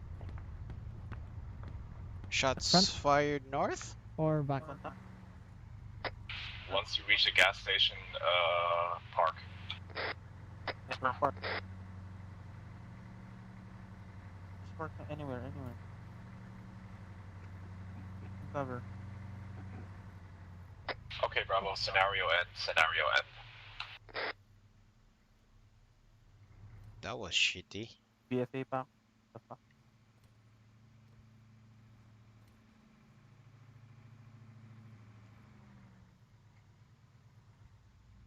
This is so high-powered vehicle.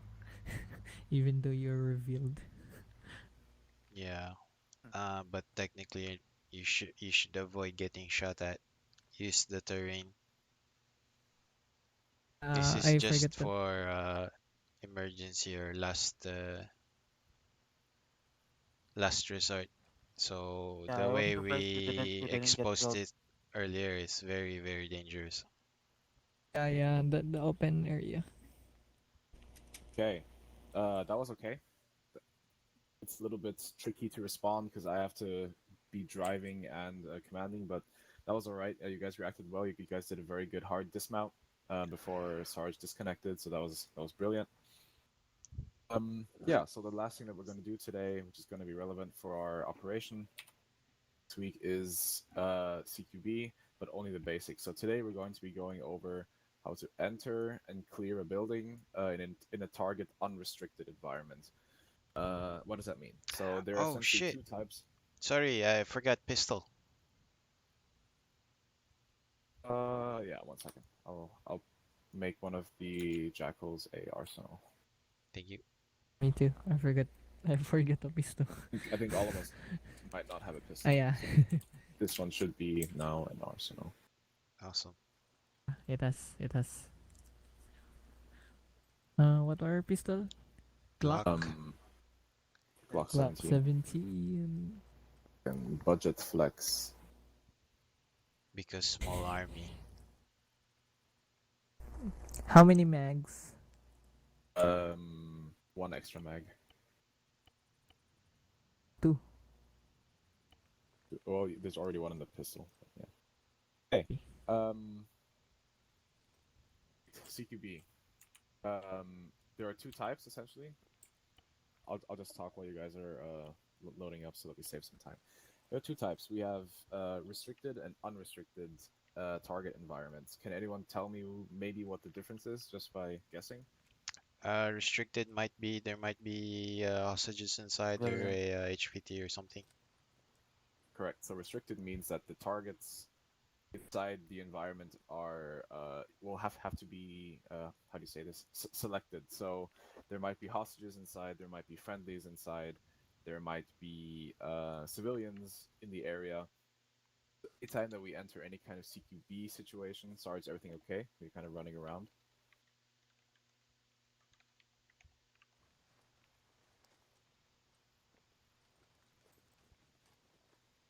So anytime we enter any kind of CQB scenario, we're going to be dealing with either restricted or unrestricted target environments.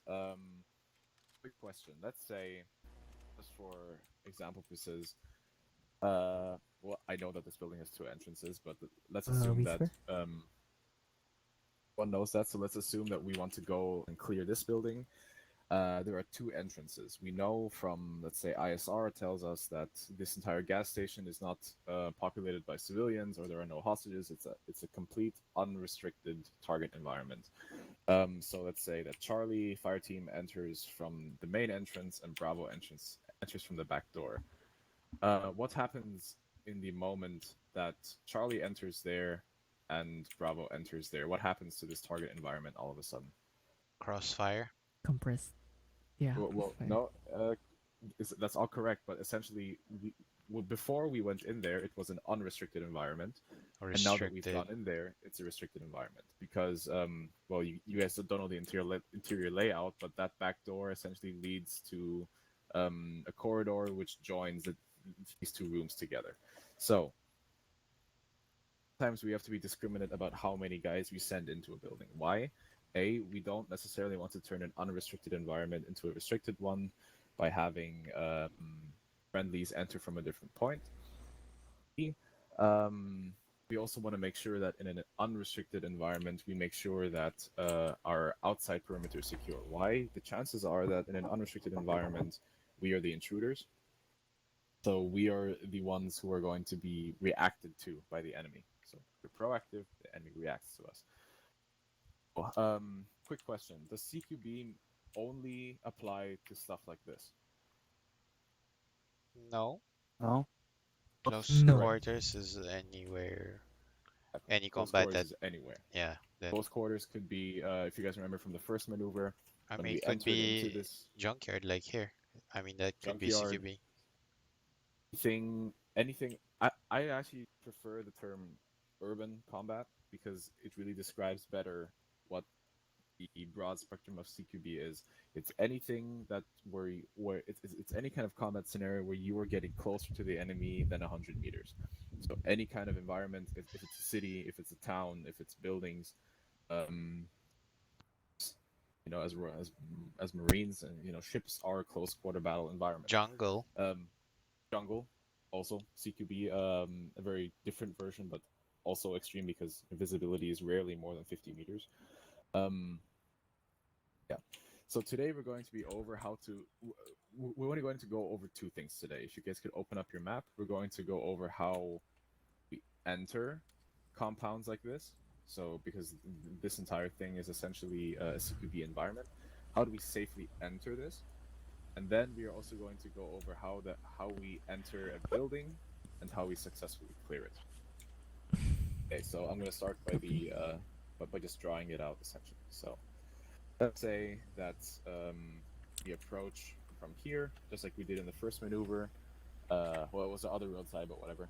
We post up a observation point here. Open mic, Arwin. We set up our observation point here. We scout out the location and we say, okay, strange. There is no movement, but ISR indicates that there is something here. So we're already going in, not really knowing anything about, first of all, the building layout. We don't know why we can't see the enemy. Maybe they're hiding, maybe they're behind this wall here. We don't know. So we set up our observation post and we go in saying, okay, the only thing that we know is that we have to clear this and there might be enemies in here. We don't even know if there are enemies in here, but the objective is to clear. So You can kind of see it on the map if you zoom in, but there are some walls here. Actually, it's probably better if we go over here and just look at it. I think I was kind of quiet, if you guys could follow me.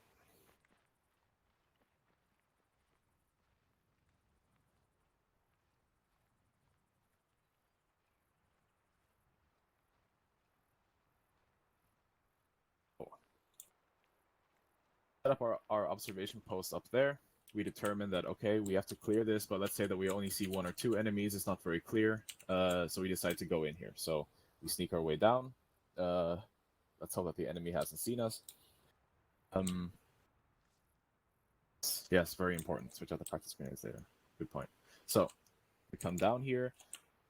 It's a good idea to just, just fucking go through like here. Just to run in and essentially hope for the best? Probably not, right? So observation post didn't give us much information. We need to now get information at closer ranges. So we come down here. The best option for us in this scenario and in most scenarios is going to be stuff like this, walls. Because what this does is it separates us from the enemy, even if it's just concealment, because I'm not sure how well modeled it is on this map, but on some maps things will actually go through. Essentially, we want to use structures like this, walls that separate us from the enemy by concealment. My antenna's poking up, but it doesn't matter. We can kind of look into this compound, because everyone just come to my position here and just kind of look in first person. You can kind of see into the compound here, but anything that's over there can't really see you, unless you poke your rifle out too much, and obviously they can see the tip of your rifle. But essentially, we want to use structures like this to kind of peaks of the compound inside. So we can think of this entire compound as a pie, and we want to slowly slice pieces of the pie to gain information. So from here, for example, we can see, okay, there's a destroyed truck here. Behind the truck, if you're really sharp-eyed, you can see there seems to be some kind of door. And on the left side of this building, there are 2 doors. There's a shack here in front of me that obstructs my vision. And if I lean out really far, I can expose myself more. I see that there's a destroyed pickup truck over there. And behind that, there seems to be some kind of entrance or patio. Okay, so I've now ascertained that I have a very complex compound environment here.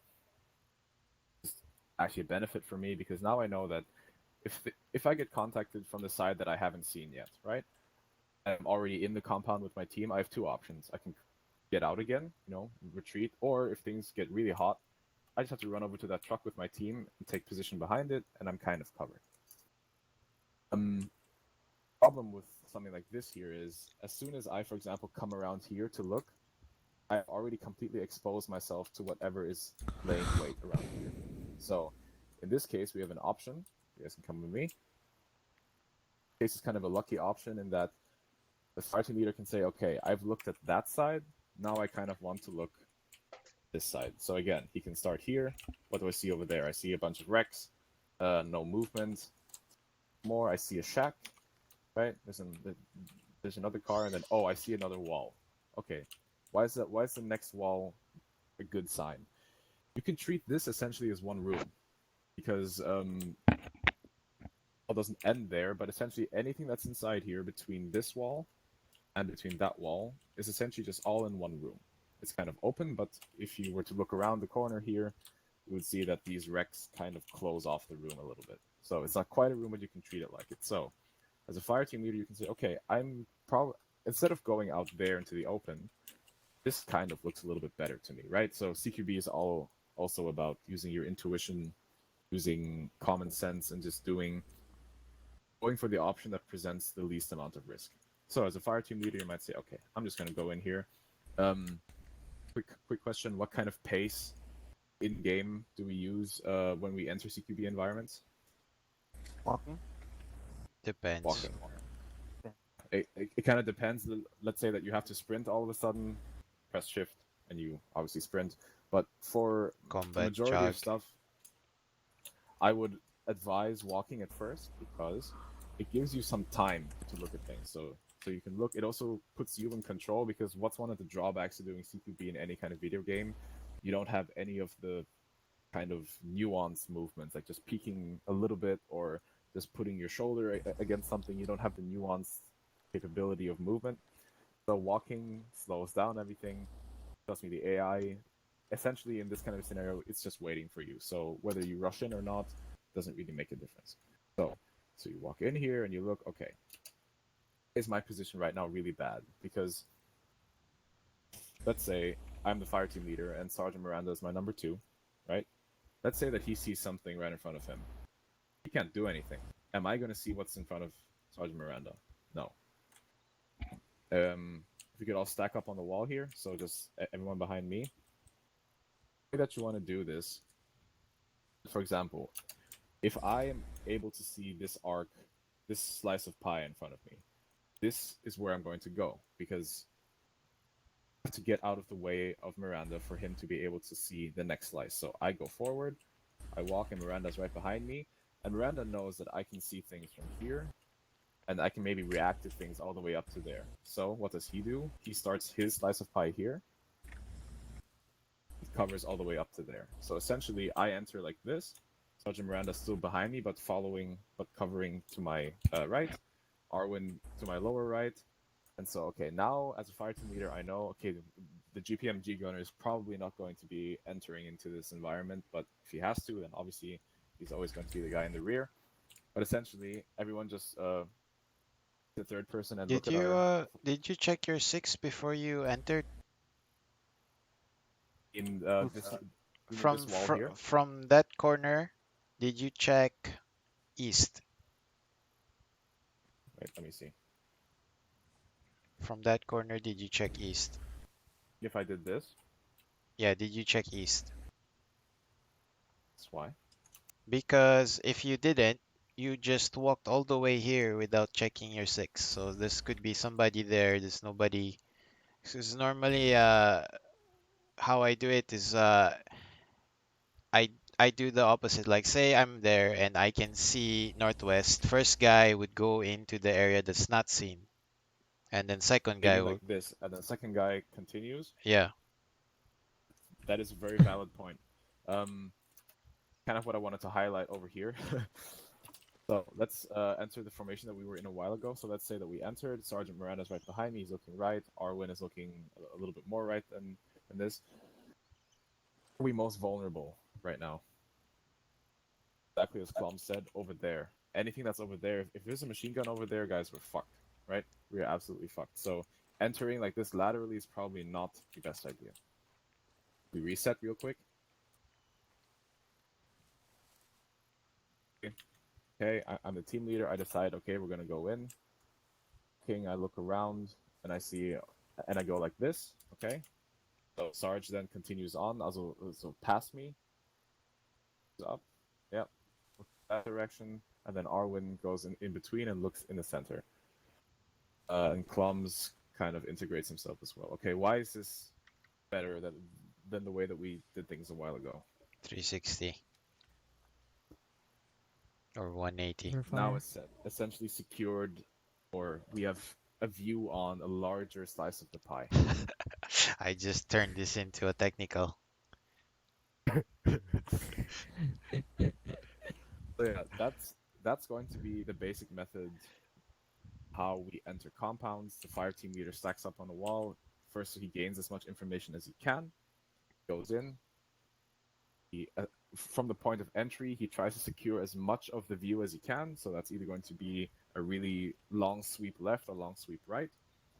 And the rest of his team will continue on in the original trajectory, which is out here. And we'll just do essentially the same thing. First this slice, then that slice, and then that slice. Okay, so we're here. If you guys could just go back to where you were like 30 seconds ago. So I'm stood over here. No. Like when we already entered.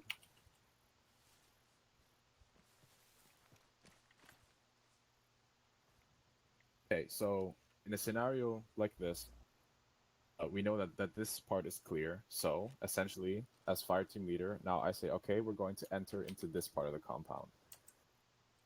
Everyone gets up, starts walking, and slow walks forward, just from wherever you are. We're doing this because now essentially what we have is kind of a sideways or wonky firing line if we do this correctly. I mean, here this is a bad example because we have a lot of vehicles in the way. But if anything pops up there, because we've secured this part, so if anything pops up over here, we can put down a lot of firepower onto it. We continue that until we reach some kind of objective. And another thing, especially as a fire team leader, but as an individual commando, use the cover that something like this gives you. And it's an annoyance to have cars and stuff in your way, but if it really goes bad, it's you need to great move. cover. Come here. So you also want to avoid is what's kind of happening here is that we're bunching. Okay, it's not necessarily a bad thing. Numbers give strength, but also one Grenade. under barrel grenade launcher and we're all fucked. Essentially, you want to spread yourselves out a little bit. So where do we go from here? Let's say that we're split up a little bit. I'll just do it over the radio so that everyone hears me correctly. Essentially, what you want to do here is if your fire team leader calls to advance, even if as the individual commando you say, it's probably not the best decision to do it right now, you still go with your fire team leader. Why? Because if only one guy goes up and three guys stay in the back, okay, maybe you three will survive, but we didn't project as much force of action into this direction as we could have. Because one of the keys to CQB, a lot of YouTube videos will actually highlight this, is the violence of action. You're not always going to make the right decision, and in an environment like this, it's very difficult to make the right decision without having a lot of time to think. Do decide to do something, you have to commit to it. Go in and do it. A scenario like this, your fire team leader would hopefully make use of all of these wrecked cars and go in and push toward the objective. Is that clear for everyone so far? Yep. Okay. If, for example, at any point, if it's the entry, if it's the movement, if it's the bounding, again, fire team bounding here, although another thing to emphasize here is, as your section commander, I'm very rarely going to send my only two fire teams, into one compound to clear it out. More than likely, I'm going to have a fire team just posted up there that's going to provide overwatch, and another fire team is going to go down in here and do all the dirty work. So any kind of bounding that happens, if we get good at this, we can do it as individuals, but I want this to be done in pairs. So obviously the fire team leader and his second, and then the GPMG or LSW gunner and his assistant, they're always going to bound together. So any kind of bounding that happens from one place to another, hopefully from cover to cover, it's always going to happen in pairs for now.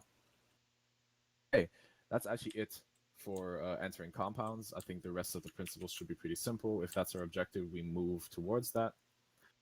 So let's go over there to the building now to check out and see how, in ArmA, which is really tricky, we can perhaps do building clearing.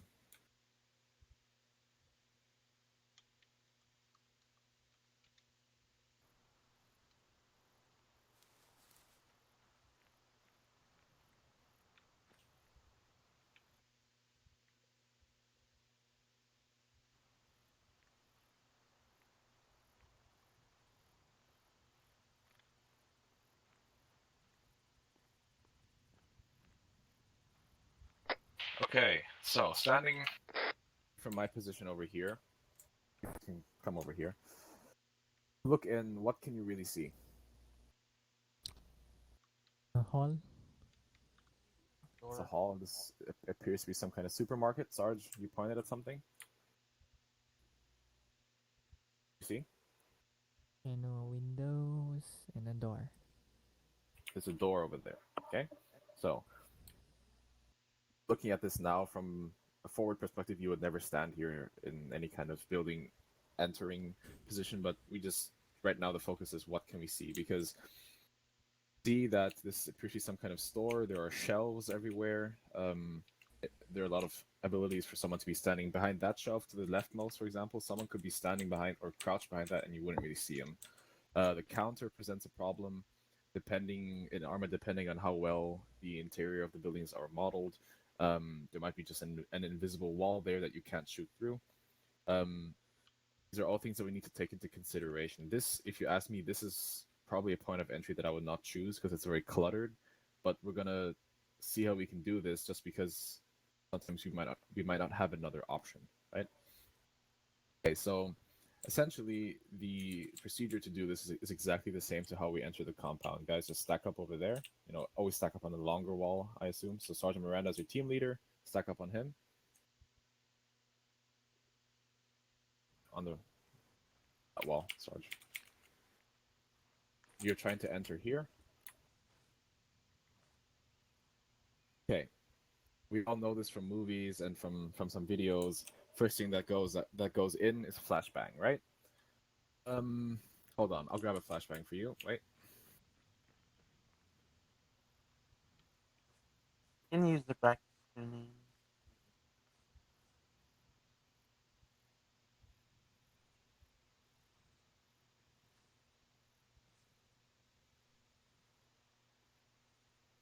You make sure that your earplugs are in.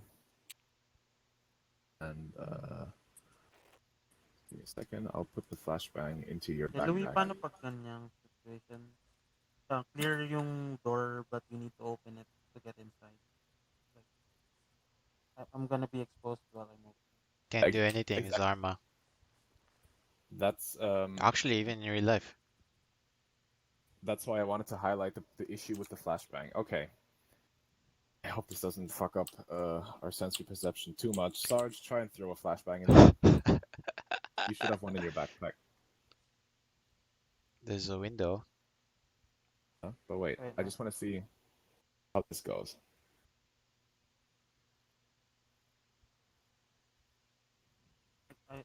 There's a glitch. I'm not able to equip the flashbang. Pardon? I'm not able to use the flashbang.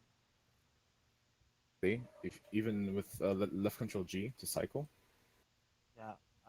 I keep trying it, but it's just cycling through the grenade in the smoke. Try picking it up. Okay, wait. I'll take it back.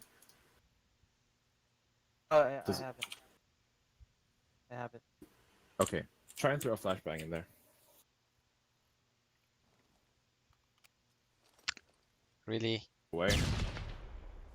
Okay, so what was the problem? The window. Fortunately, I mean, in real life, if you throw a flashbang against a piece of glass hard enough, it will go through. Here in the game, it doesn't do that. So, step, if you see anything like this, either just go ahead and just shoot out the windows. Because, yeah, just go ahead first. Oh yeah, we can do that. Oh no, it's not. It's not breaking.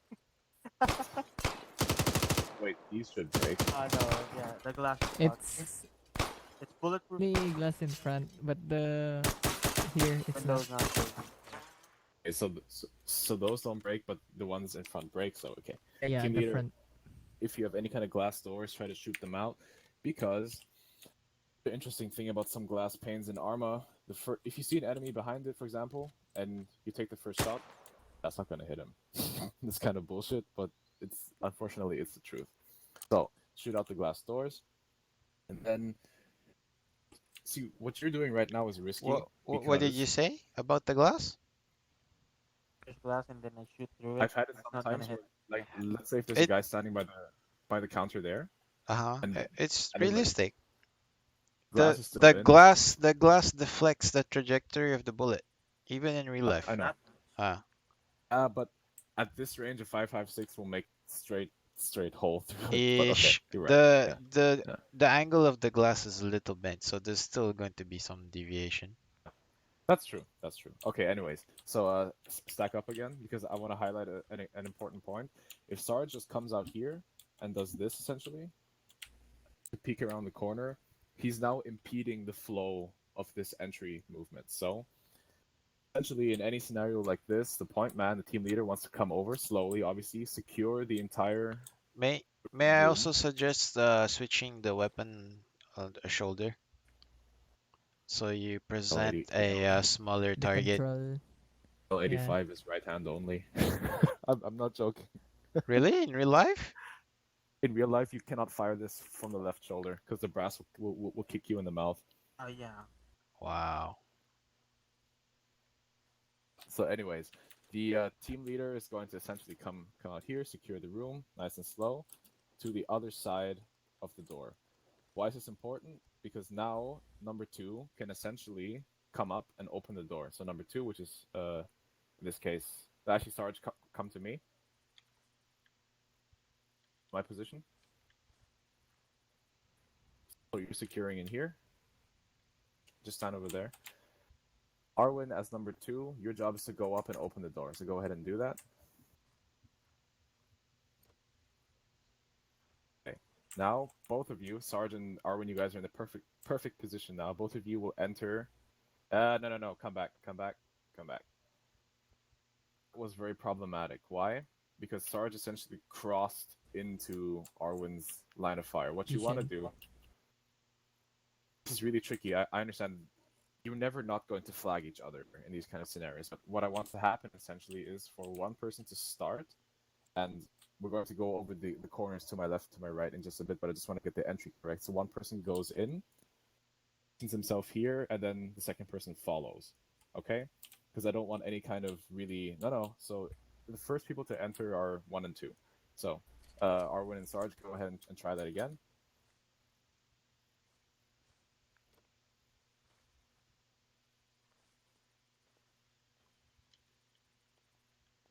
Okay, stop.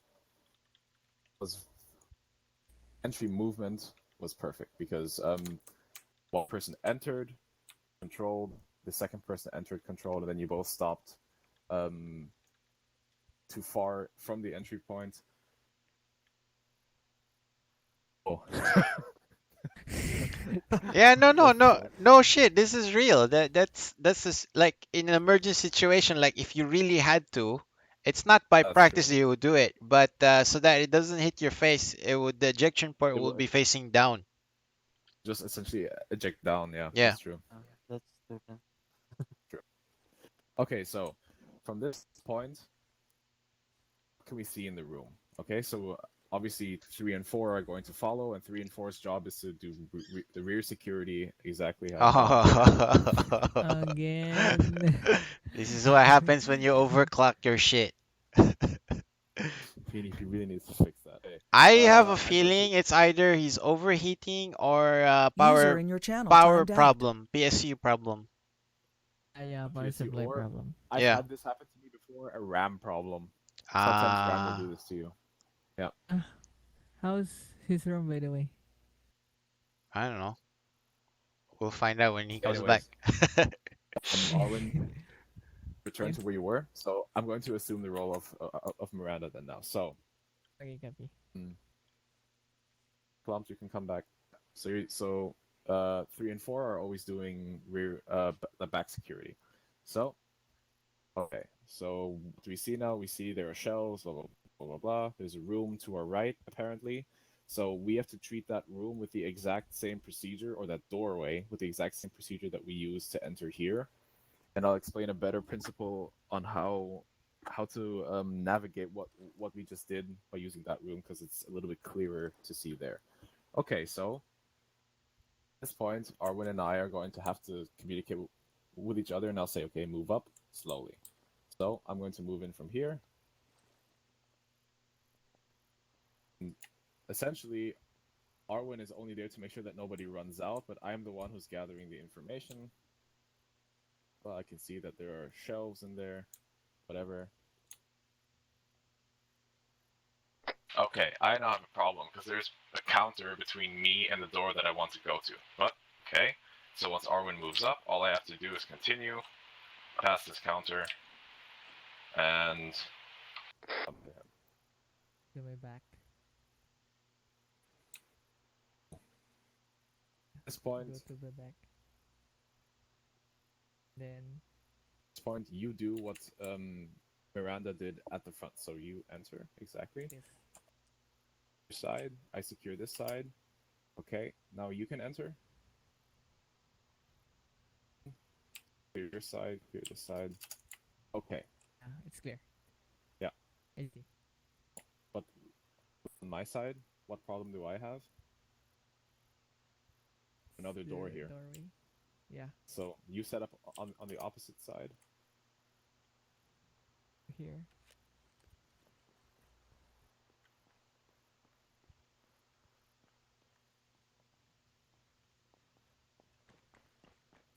So again, same procedure in my case. In small rooms like this, it might even be just enough to kind of poke your head around, right? So this room is an easier example. The room over there is a better example of what we do. So come with me. Essentially, in a room like this, let's say that we enter and we see this room, same procedure, both sides. One person goes in, the person also comes in, and it's clear. Now, Copy. in ArmA, there's a really tricky thing. Sorry, I hate this auto walk function. Yeah, no, I no, mean, that's not our function. That's a bug. That's a bug. oh, okay. Um, real life, this It's an problem exists animation issue. much as it does here in ArmA. So, this position, I can see that corner, and if I come over here, I can see finally that corner over there, and that's pretty much it. From cross position, can you see that corner over there clearly? No, no, no. So in real life, as an ArmA, this problem occurs. We do the next CQB session. I'll talk about different room layouts and corner-fed rooms, but essentially, once you go in here, you have to just go in there and again, violence of action. You just go in there and you do it. Because I can't see this corner, I cannot see that corner, but it's really a bigger threat. The guy that's standing right in front of my face or the guy that's maybe behind the bookshelf over there. Obviously, the guy standing right in my face, right? So you can lean, try to see as much as you can, but once you go in, just go for it. Don't hesitate. Hesitation in a scenario like this will actually kill you. Also, Yeah? frag grenades. Avoid using frag grenades inside houses because the air pressure will kill your ears. Yep. Which is why in my other ArmA unit, we don't use any form of grenades to clear any kind Yeah, of buildings. flashbang only. I mean, you can use it from outside, but once you're inside, no grenades. Exactly. What we usually do is if we're dealing with a glass door, shoot out the glass, throw in a flashbang. If we're dealing with a real door, someone goes up, opens the door, the second guy throws in the flashbang, everyone resets, flashbang goes off, everyone enters violently. Flashbangs are nice things to have because essentially kind of opens up the room for you. Because anyone who's standing, let's say that we enter from there, and anyone who's standing here and wants to fuck you up, he's the flashbang come in, he's going to do one of two things. He's either going to crouch or get down, he's going to be deaf, but he Or might be blind blind. fire.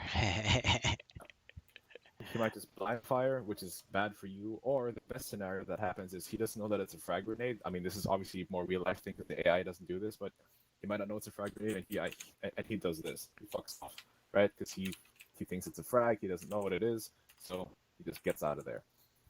So flashbangs open up the room for you, especially if you think that there might be civilians in here. The advantage is if you blind the civilians, they're just gonna essentially stand around to identify them. Anyone who then gets up all of a sudden with something in their hand is probably there to shoot you. So I'm gonna do today for CQB. Again, this is just the base that we're going to need for the next op. And that's it. We're going to be doing corner fed and different room layouts and how to deal with those. Once I find a better map with the building that I actually like to work in it, or I just have to build one. An option. You can use Just a bit this of a map. You can use Zeus right now to spawn the different buildings. Yeah. well, that's actually really true. Yeah. Yep. There's a lot In any case, on this. well, that's all that we're going to do today. I don't want to overload information. We did signals procedures, we did road and water bodies of water crossing. We did mounted patrol procedures, and learned that essentially they're no different from mounted patrol procedures.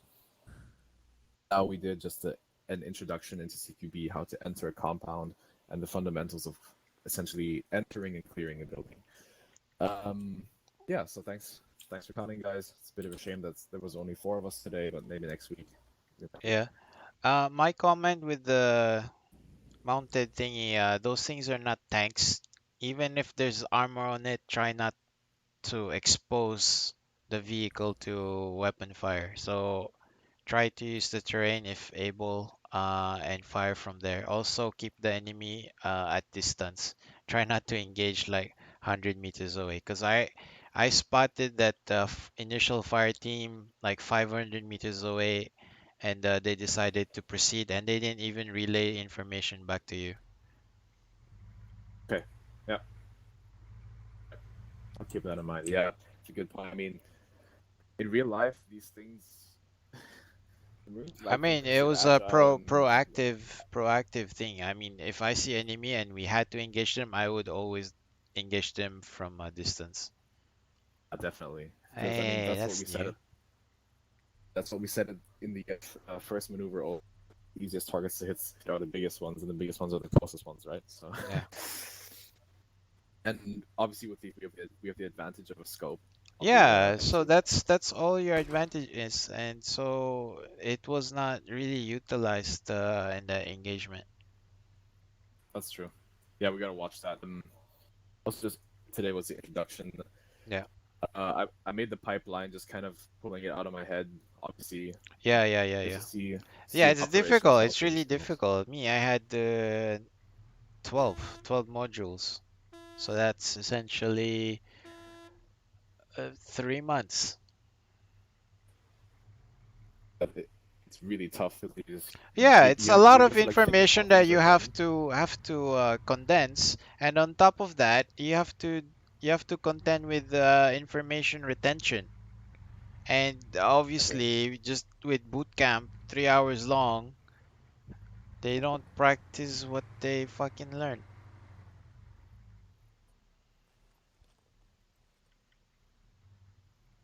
How is your attendance recently, anyways? I haven't been attending, so I would say very Okay. low. Okay. That's a shame. Yep. I mean, it could be just this But time because I know all the Air Force guys are really busy. Jong, Aliado, Velai, and Brent. Because I would think it was because of the Blackhawks arriving, so they had to get that up to speed. And aside from that, it was a typhoon, so everyone's doing SAR missions yeah, and shit like that. So it's yeah. really busy for the Air Force right now. So I think it's just coincidental. I mean, it's it's November. It's kind of like the month where everyone's clamoring to get their Christmas shit done.